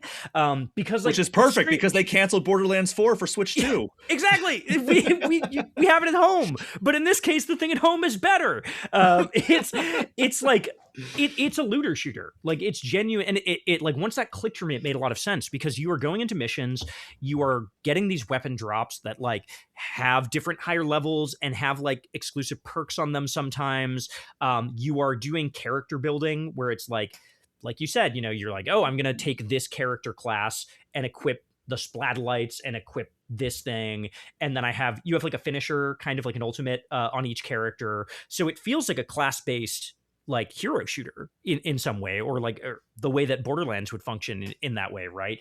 And it feels like it's very much about creating builds and like you can tinker with all of your, you know, side abilities and be like, okay, the splatlights, I'm going to modify this with perks that like make the radius bigger. It makes them stick around longer, things like that. So there's a level of like, you know, building a character that feels really busted. And once I got into the flow of that, there's a lot of potential there. And even if this is only going to be like a pretty compact multiplayer game or single player game where it's like, yeah, you know, like 8-hour, 10-hour campaign, whatever. I think there is hopefully like a little bit of a build and a momentum to that'll make it pretty fun to go through. played all the classes, like all 3 of the main classes, played with most of the gadgets, tried all of the different finishers. There's one that's like a shark that like you hit the ultimate and like zooms forward and like eats everything in its path. That one's super fun. And yeah, it was just delightful because this again is like the mechanics of Splatoon are great. The whole like shooting and inking, if you like how Salmon Run plays, it kind of has that feel, right, of like a bunch of salmonids. There's these big ones that are a little bit more of a problem that you want to like deal with first. Couple of like wild boss fights during our session. The last thing we played was like one big boss fight, that was like a true like Splatoon boss fight, right, that you would find in Splatoon 3 in the campaign. And yeah, got to try out a little bit of the co-op as well. We were only doing early levels, so they were pretty like short. Again, that's why I kind of hope there's some like longer, substantial, like late game dungeons that are in there, that maybe kind of like go a little bit deeper and you have to dig into. But so far, everything that I played, like, again, that looter shooter feeling placed into Splatoon really clicked and really worked. And I think it's just going to come down to like, how does it escalate through the campaign? How crazy can these builds get? And if they can, keep that momentum going and make something that like lets you feel crazy and overpowered by the end of that game, like I think that'll be really, really satisfying. I am really looking forward to just like figuring out my main and getting in a crew with 4 friends and just like I'm really looking forward to that. Yeah, I was very disappointed that I couldn't make it to this hands-on preview event that you went to. Yeah. I was able to make it to the Star Fox and Rhythm Heaven one, but this one I just couldn't swing, and there was a lot of other travel that had recently happened, so I was like, yeah, I'm just gonna stay back for this one. But yeah, everything you're saying is ticking a lot of boxes in my head. Like, obviously, like we're seeing it right now with Halo Campaign Evolved, which funnily enough comes out like within a week of this game. But like, it's like this is a traditionally like multiplayer series, but we're putting out an entry without competitive multiplayer. But like every time I asked the Halo Campaign Evolved devs, I'm like, well, why didn't you do multiplayer? They're like, well, we do have co-op and we're doing 4-player co-op for the first time ever in Halo 1. And I'm like, yeah, that is cool. But like, people are going to want multiplayer from Halo. Do you think people are going to miss multiplayer in Splatoon Raiders? No, I don't think so, because like, Splatoon 3 is still going, right? And like mechanically, this is so similar that it's not like, oh, this like feels like visually and technologically like such a leap over Splatoon 3, and like mechanically such a leap over it. What I do think though, that'll be really interesting is I wouldn't be surprised if like this ends up being the proving ground for like, how can we mess with the multiplayer formula a little bit. Good use of Splatoon terminology, by the way, proving ground. Yeah, proving ground. Yeah. I know my stuff. That was an accident, but I'll take it. I think that my guess is that this is going to end up being a game where like you see mechanics of it go into Splatoon 4, right? Because the first 3 Splatoon games on the multiplayer side have been like identical, right? Different weapons, they add a mode or 2 here or there, right? But like the core game has kind of been the same for 3 games. 1 and 2 were like literally the same, and 3 was like, we have splat dualies, and you're like, okay, that's something. And I wouldn't be surprised that like if the reaction to this game is like super positive, I wouldn't be surprised if you see some of that like, hey, we're gonna let you do like character building a little bit more, right? We're gonna let you like customize the gadgets and like give you a little more utility in what you're doing there, just to take it beyond like, yeah, you have your weapon and you have your one side thing and that's it. I wouldn't be surprised if you see like the response to this lead to like a little bit more of like a hero shooter Splatoon multiplayer game at some point. And it's so safe to do that here, where it's just like, do you like this? Are players responding to this? And then you can kind of like tease out some of that in Splatoon 4. Whereas if this was like the single player campaign for Splatoon 4 and they were like, and all these mechanics are in there and it has completely wreaked havoc on the meta and nobody likes any of this, that would be a bummer. That would put a dent in the series. So I don't think people will miss it, because they can still play Splatoon 3, and best case scenario is that like this is sort of like a focus group test of like, so what did you guys like about this, by the way? Just curious. What were the parts of this you guys liked? I hope it builds into the next Splatoon game. Well, I'm like beside myself with excitement to play this because I just love the single player content in Splatoon, and Splatoon Raiders being a game focused entirely on that type of content just sounds incredible. And the fact that you can play co-op with it is just like an added bonus for me. I anticipate playing this as a single player game like 90% of the time at least. But it's just about here. It's coming out on Switch 2 on July 23rd. I mean, not like you're at any shortage of other games to play, but mark the 23rd on your calendar. It sounds like it's going to be a good one. What a summer for Nintendo. Like Switch has been going big and weird this summer, and like great time to do it when everything else. It's dark, but it's so, we were talking about this before. It's so funny to be like, like PlayStation doing these horrible things that everyone hates, Xbox doing these horrible things that everyone hates, Nintendo, hey, we made Rhythm Heaven.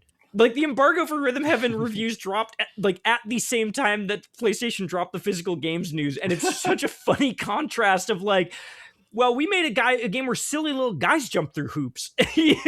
Like it's such a weird dynamic right now, man. But I'm having fun, and that's what I want from games sometimes, and sometimes we don't get to feel that way because everything is horrible, and it's always a bummer.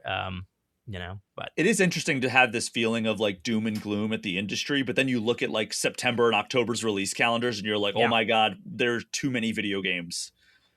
It's like, it's one of those things where like, maybe this is like the whole thesis of this whole thing, right?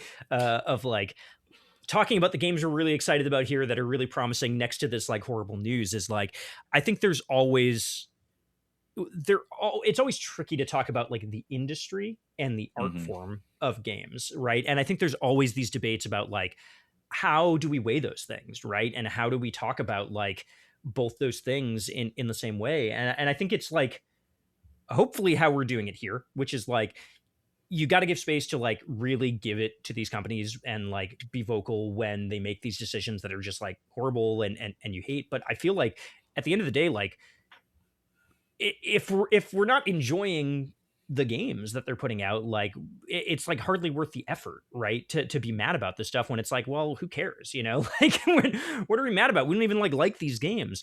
So I think when you play stuff like this, like Splatoon Raiders, like Rhythm Heaven, that like are really joyful and fun and remind you why you like playing games, that's like why it's worth getting upset about this stuff sometimes, right? And like getting heated and being like, man, like why are we doing this? Because otherwise it's like, why are we raising the blood pressure over this stuff? So hopefully that's the takeaway here is like, be passionate about games, be vocal about the industry, but like let it come from a place of passion and like actually caring about this stuff. And there's a lot of stuff to care about right now. So that's my like positive spin on this as best as I can. Absolutely. And I co-sign that entirely. Like this is an industry that we all love. It's an industry and a hobby that we have been with our entire lives. Yeah. And for Gio and I, it is an industry that provides our livelihood. So obviously we want it to be successful. And that's why it's so frustrating when these moves are made that, in our view, hinder its chances at success. But we are done with that topic. We're done talking about Rhythm Heaven. We're done talking about Splatoon Raiders. We're going to take our final break of this episode. And when we get back, Gio and I will be playing a little bit of a rapid fire game talking about Nintendo's DLC strategy. We will be right back.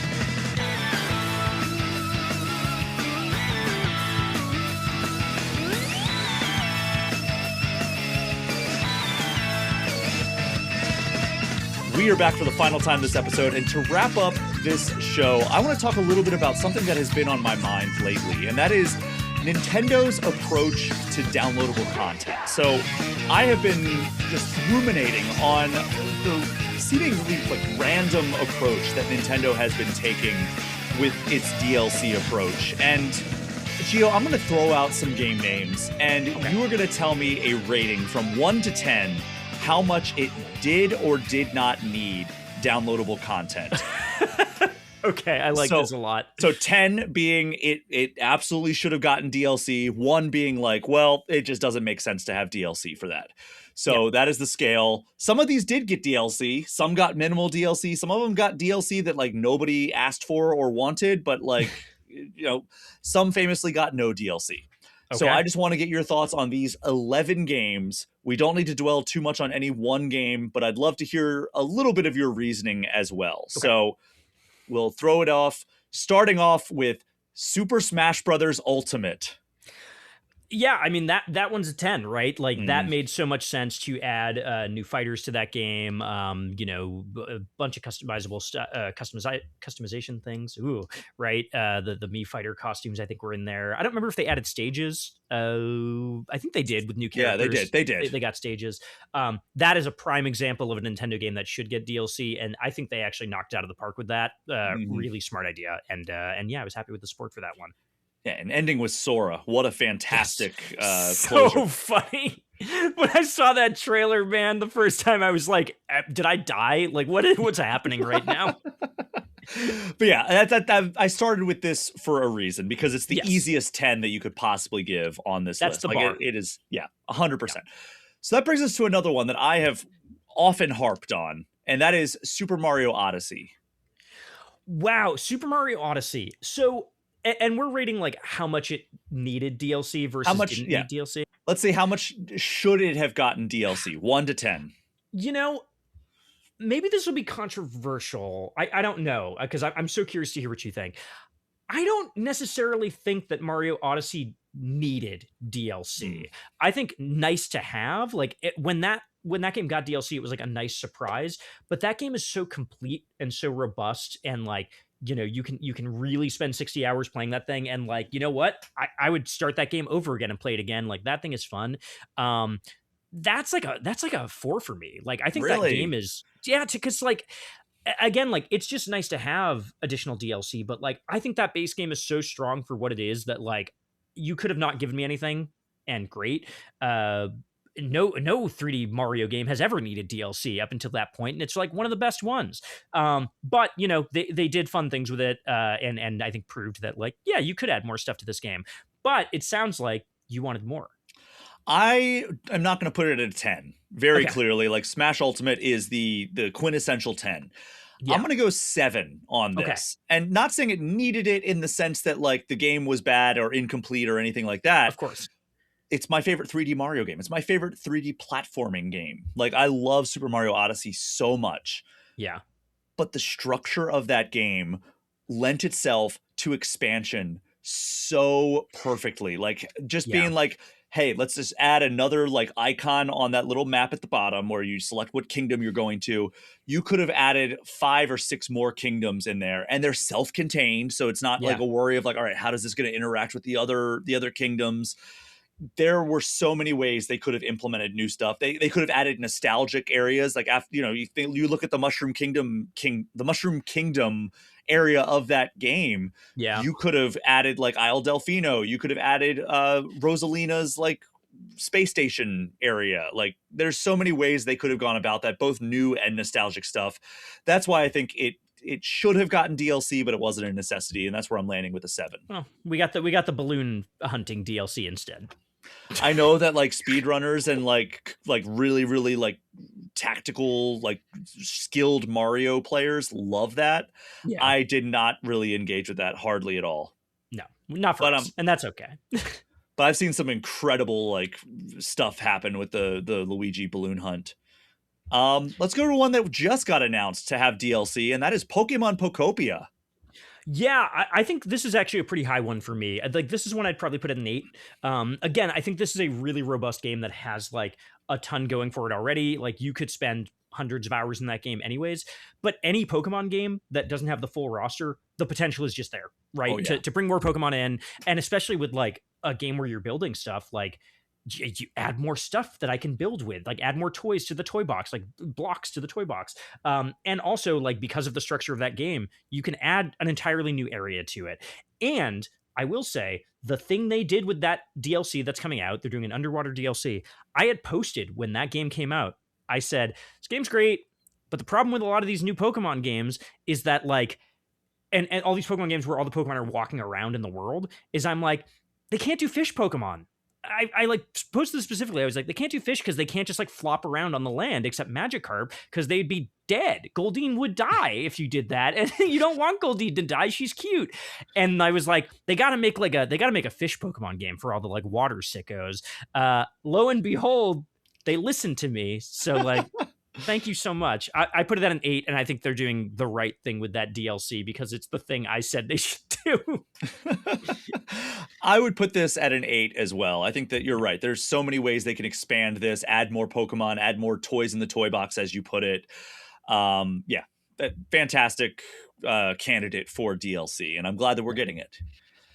That brings us to the next one, which we've not gotten any real DLC for this yet. We've gotten some title updates. Mario Kart World. Oh my god.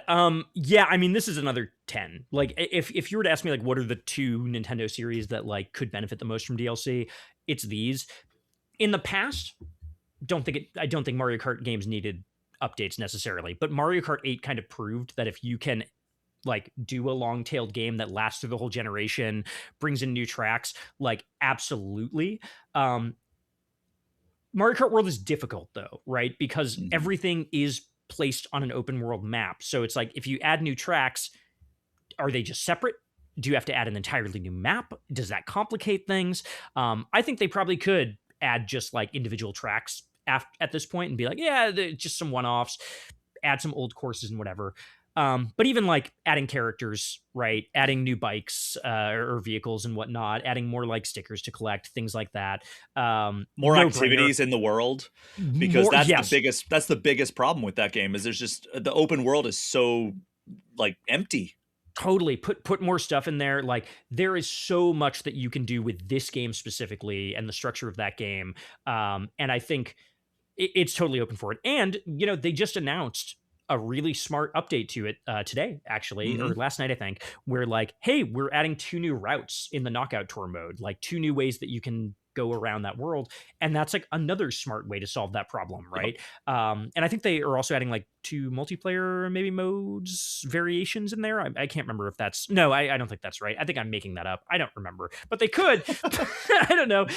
There's a lot they could update there. I think they have like served what that game could be, but I assume that like something big is happening at some point for it. I just have to imagine.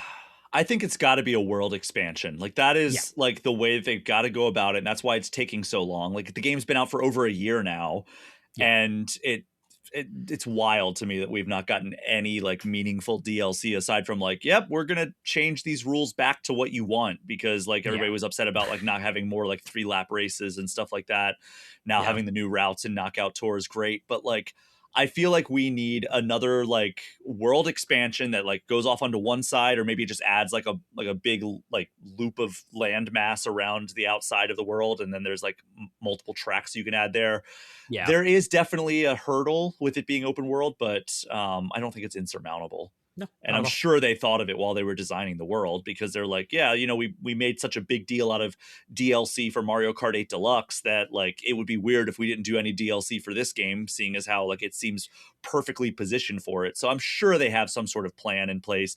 It feels weird we haven't gotten anything, because this is a 10 for me as well. Yeah, agreed. Metroid Prime 4 Beyond. 0. Like, I think actually maybe a 0. Like, maybe I'll put it at like a 1, just for like, if you want to throw in like amiibo.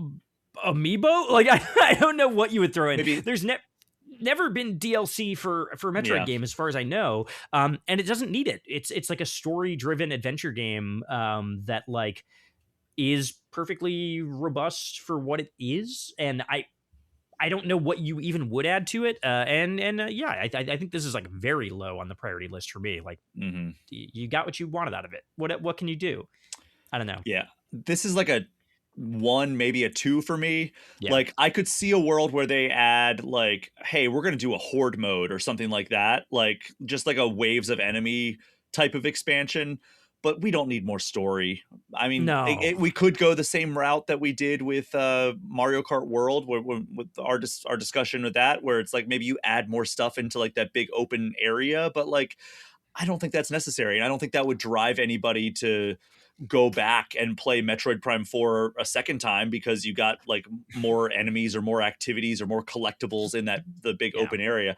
I think that it would have to be just an entirely separate mode that does cool stuff with the mechanics, whether that is like a horde mode, whether that's like, hey, we're going to do like a bunch of like Portal style puzzles, or like, I don't know, first person exploration, but it really would feel like, let's just move on and make something new. I'm going with a 1 as well, actually, on that one.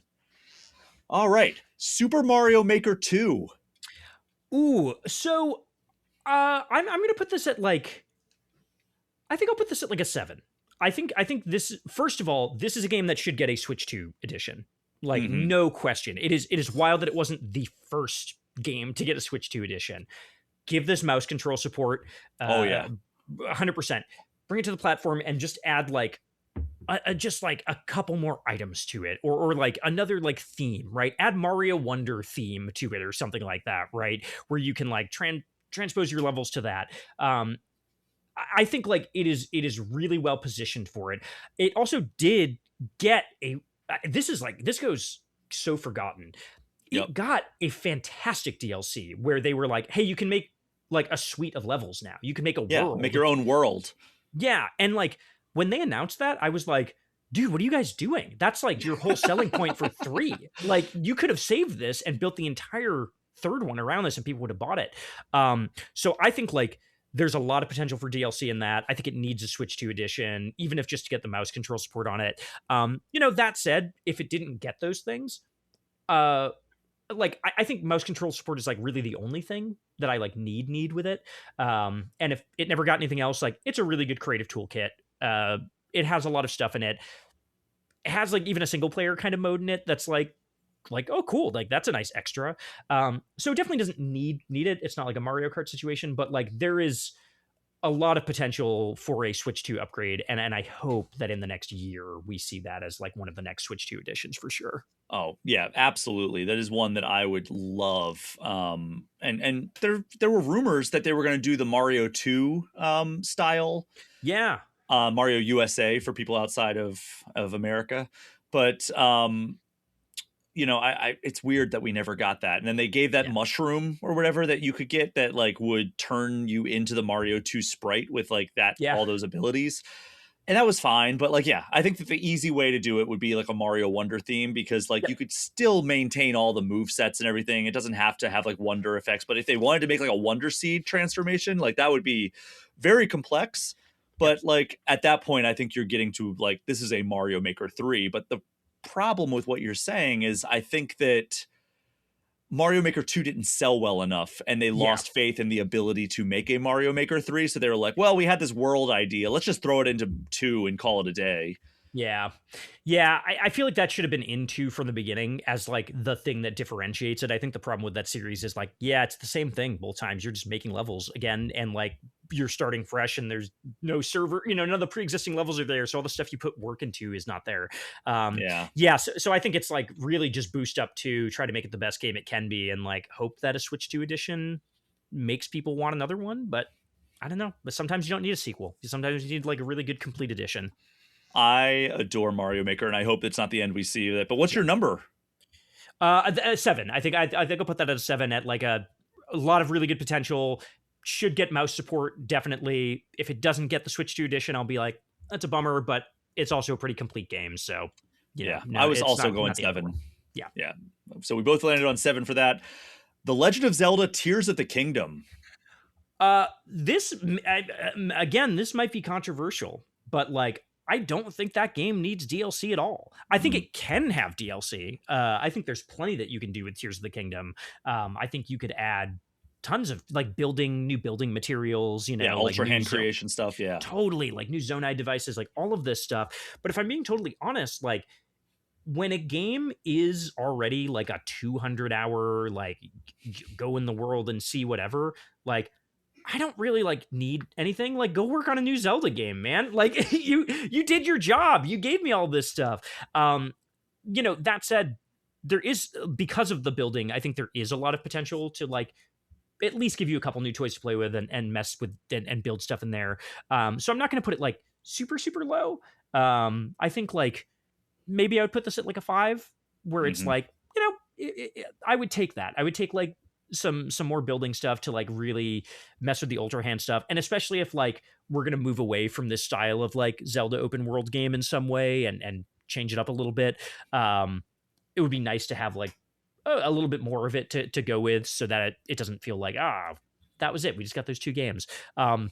But I definitely don't need more of that game. If they never updated it again, I would be like, I got my money's worth out of it. I got my time's worth out of it.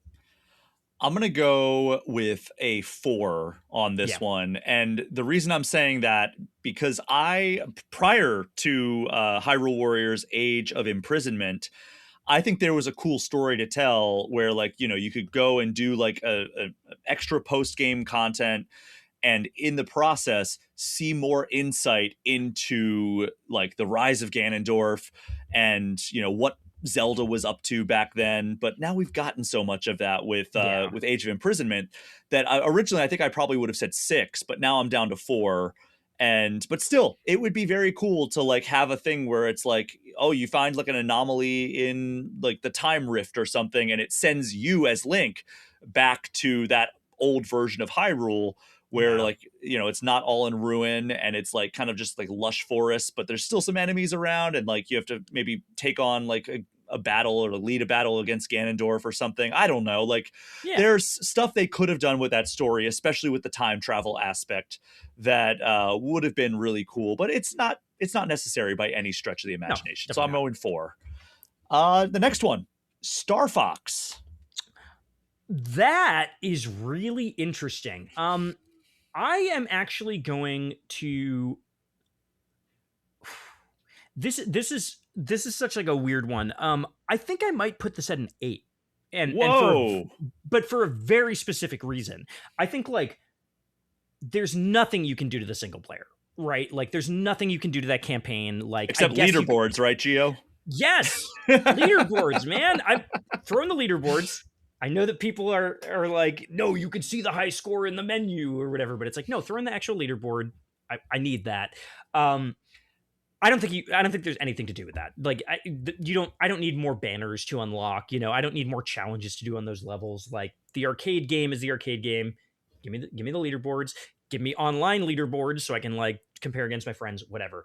The reason I would put it at an 8 is because that battle mode, the multiplayer, is so good in theory, but it is so sparse, right? It's just those 3 maps. That's it. Like update that. Give that like a bunch more to do. Give me like more levels. Let me play the different objectives on the different maps, which you can't do, right? It's like 1 objective per map.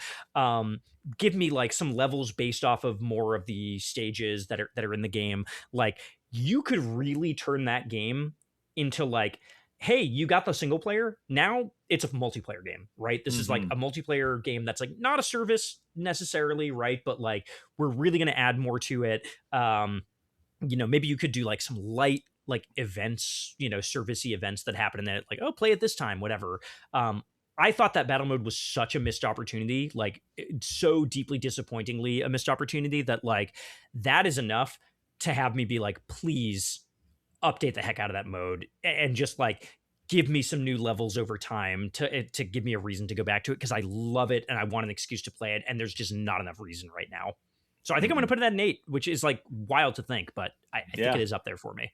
I am going to say a 6, but for all the same reasons you mentioned. Like I think that taking that, like even if it was like we are adding 5 more maps based on the Star Fox 64 maps that we remade, like give me one where you're in Aquas and you're all in blue marines floating around like underwater, or you know, give me a Landmaster level in battle mode, or do an ultimate throwback to Star Fox 64 and give everybody like the on-foot rocket launcher mode that you can do. Like that would be super cool.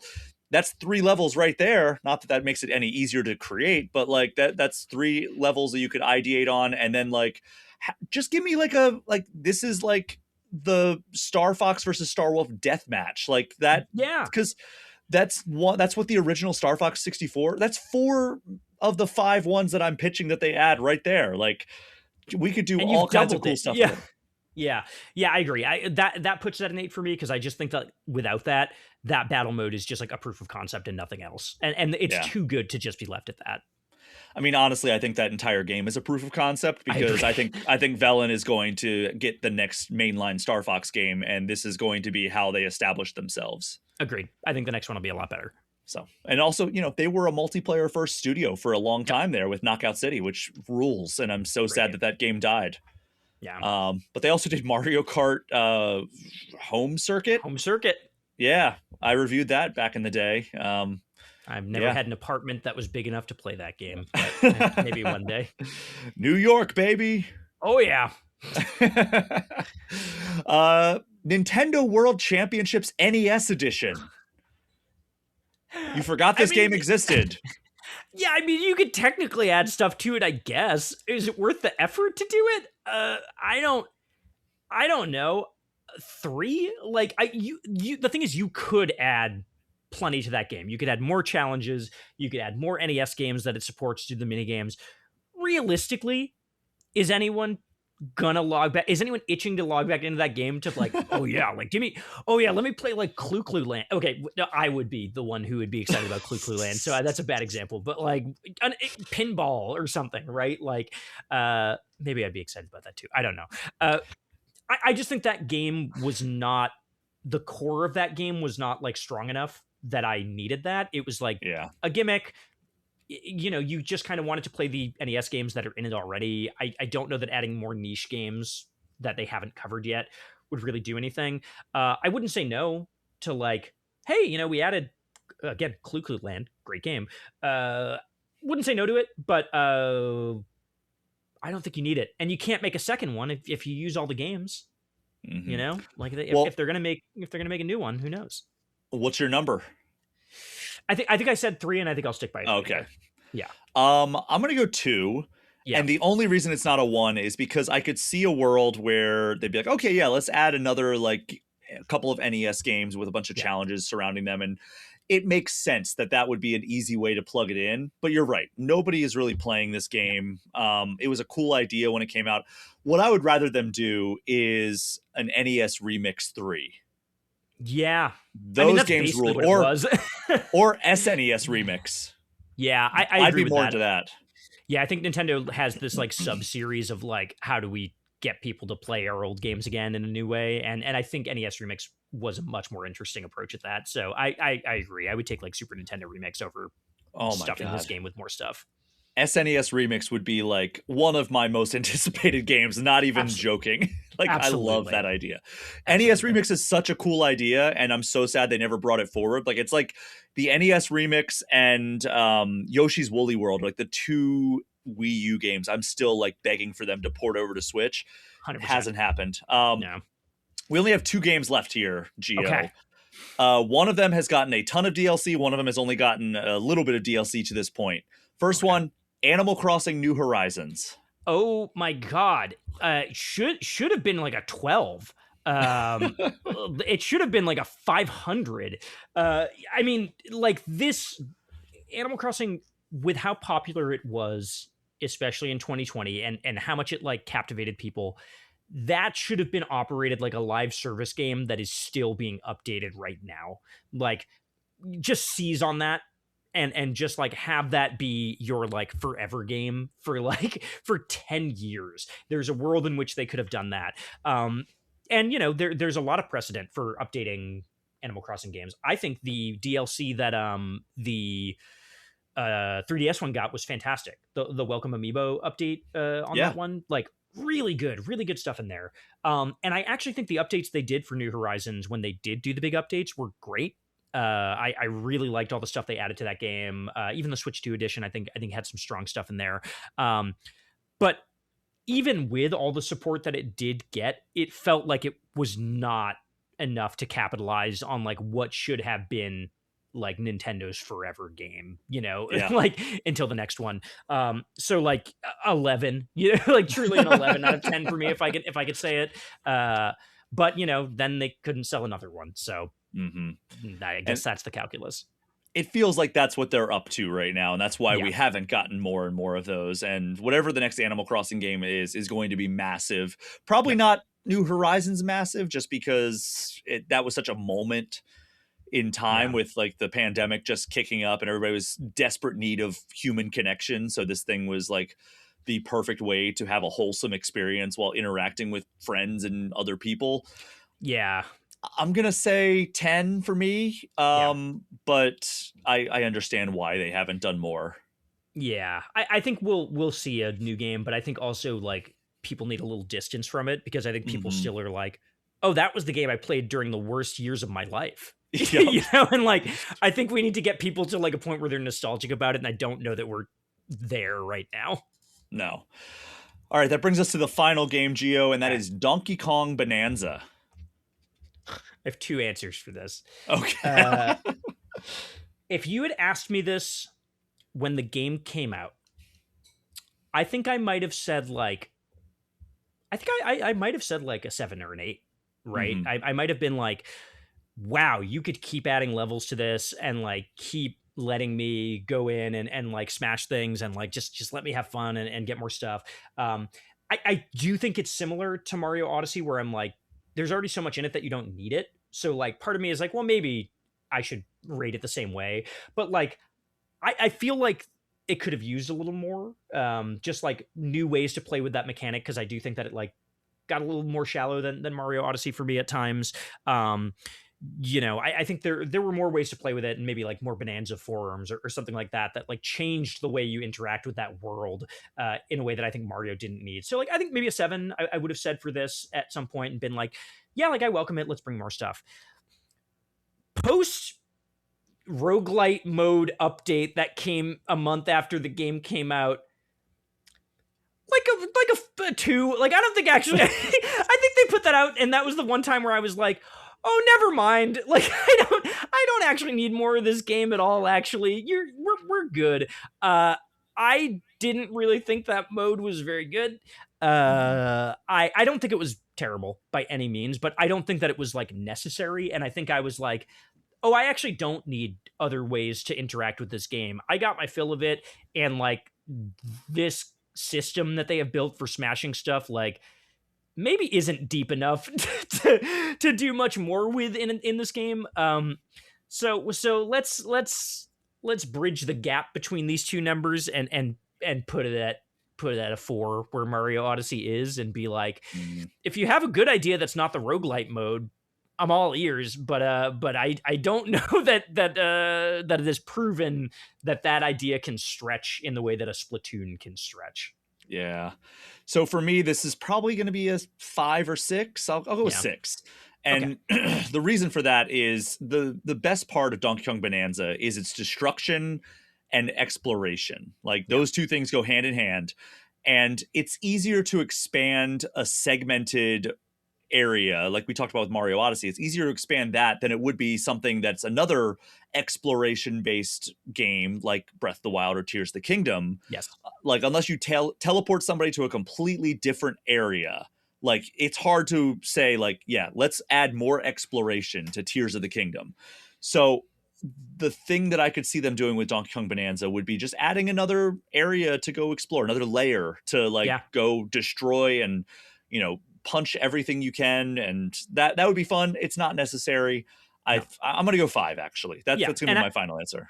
And I think if you start to like ask yourself like, well, do you want that at the expense of another 3D Mario game, because that's what that team like should be doing next, I think you start to be like, actually, I don't actually want that. I think in that range, like if they can do something like that, cool, but it's so unnecessary. There's so much in that game already.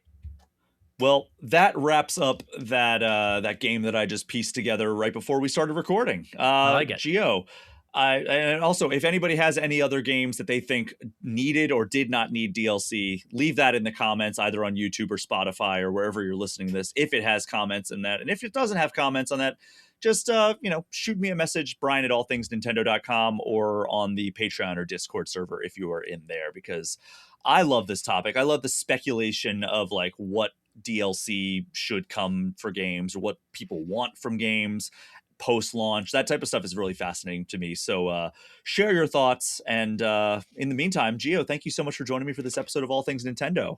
It is always a pleasure to drop by, and I am proud to have done a two-peat with you the last 2 weeks. I believe it's just called a repeat. Yeah, I guess so. I like two-peat though. It makes it sound like it's a sports achievement. Like Or it's like just going back to back in the Super Bowl. Or just a modernized take on the adventures of Pete and Pete, a two-peat. But anyway, yeah, I'll show myself out. And in the process, thank you so much, everyone, for listening. As you know, the Patreon and the associated Discord server are the best ways to get any questions or comments in. But you can also get in touch with me, Brian, at allthingsnintendo.com, or hit me up on Blue Sky or Instagram at Brian P. Shea. Gio, tell everyone where they can find you online. You can find me on Blue Sky at Mario Prime. You can find my writing about video games at Polygon.com, and you can find me starring in The Adventures of Pete and Pete on Nickelodeon. That is our show for this week. Thank you again for listening. Take care. We will see you next time.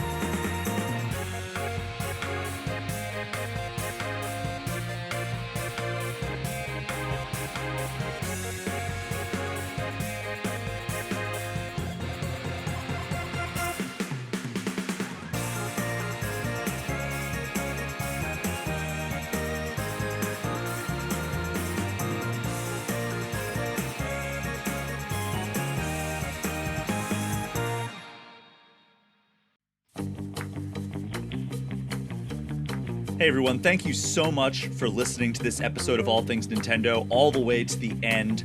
Before we get out of here, I just want to give a special thank you to the $10 patrons of this podcast. Alex Stadnik, Ben Richlin, Big Mitch, Chad Brekke, ChapsMyAss, Damian Petino, Derek Sigmund, Dusty Beeman, Ian T. Clark, Jawar Hello, Johnny 5, Jose Villalobos, Joshua DeProy, KC Radio Man, Kenny Shaw, Cody Gibson, Creeper207, MPI Creates, Nathaniel Edison, Ozman83, Paul at Drunk on Mako, Pratable, Rob McCann, Bobby Mac 265, Robert Sosa, Roberto Nieves, Roger Reichart, Russell Sayer, Smithy Poo, Zane Sink, and Zek 3 Sword Sama. Thank you all again so much. Thanks to you as well as everybody else who supports me on the Patreon page. Again, extremely important that people support me on the Patreon. It's the only reason I'm able to keep doing this week after week, but especially for these $10 patrons. Thank you so much. So, taking a hard right turn, I have had charcuterie for lunch for 3 days in a row now. And I've got to say, the Lunchables people were onto something. Really? Oh, wait, hang on. Why? So why are you doing this to yourself? About a week and a half ago, we had a house party, and we vastly overestimated, or rather, Costco's portions vastly overestimate how much charcuterie people will consume at a typical house party.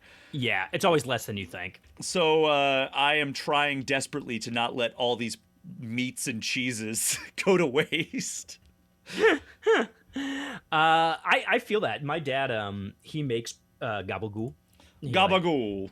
And he's made a gabagool, so I always have like gabagool in my fridge, and like every once in a while I'll just like cut it up and serve it to people, and they like won't eat it, and then I just like have that as a snack through the week.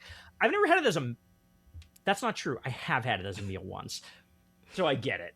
One time I definitely, like, when I was trying to save money, and maybe it was during the pandemic, and I didn't want to go outside, just like took a hunk of it and was just like, I'm gonna just eat this like a sausage, and it was heinous.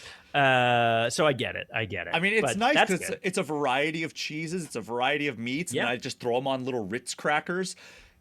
One of the world's greatest treats.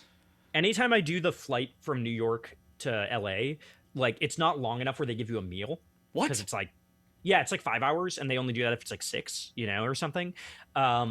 So I always buy just like the cheese box. Yeah. And like every time I do that, I just will do that. And I'm like, that's a meal. That's cheese and crackers is a meal. So I get it. I do get it. That's crazy that you've been doing it for 3 days straight. That's psycho shit, but we don't want to waste them. No, you're right. But I would like eat it as a snack. Like a meal is crazy. But then it's snacks, and then it's like, on top of your meal, you're also eating an abundance of meat, cheese, and crackers. Yeah, that's legit. That's very legit. cool though. I like that for you. I mean, I really like that for you. I mean, man. it's also That's cool. the other problem is we also had an abundance of leftover peanut M&Ms, which is my snack that I just am picking at after I finish my charcuterie lunch. Okay, that makes sense. Now I want peanut M&Ms. Damn. Peanut M&Ms, definitely the top M&M. Oh, 100%. Though I just had lemon meringue M&Ms. What? That's a new thing. Yeah, dude. There's lemon meringue M&Ms now. They're going crazy with these. I've seen like coffee M&Ms. I saw like what was the one that I just saw where it was like that's insane. Like there's just been like all these ones. Peanut butter M&Ms are second place for me. Peanut butter M&M's good. Yeah. I definitely, for me, it's like peanut number one. Yes, 100%. I like an old school M&M, but yeah, I had one that was like something like weird, like raspberry brownie or something weird the other day, and was like, huh, okay, I guess so. It was like weird. M&M minis, vastly underrated. You just take the little tiny tube and you chug it like a shot. Oh, do that's a shot of the tiny little M&Ms. Like the ratio is different because from like the hard shell and the chocolate. Like yeah, I think swallow those like a crow. Yeah, you take it like an Advil. Hell yeah, brother. Now we're talking. Do you like dungeons? If you kill us all in this dungeon, how are you gonna feel? 14 acid damage. How about dragons? Is there a dragon here, though? There could be. I'm Paul, the DM and producer of Make Believe Heroes, a 5th edition Dungeons and Dragons adventure for all ages. If you're looking for top quality production values, including music, sound effects with humor, heart, and occasionally a bit of horror, then go now and check out Make Believe Heroes, a proud member of the Potteration Network.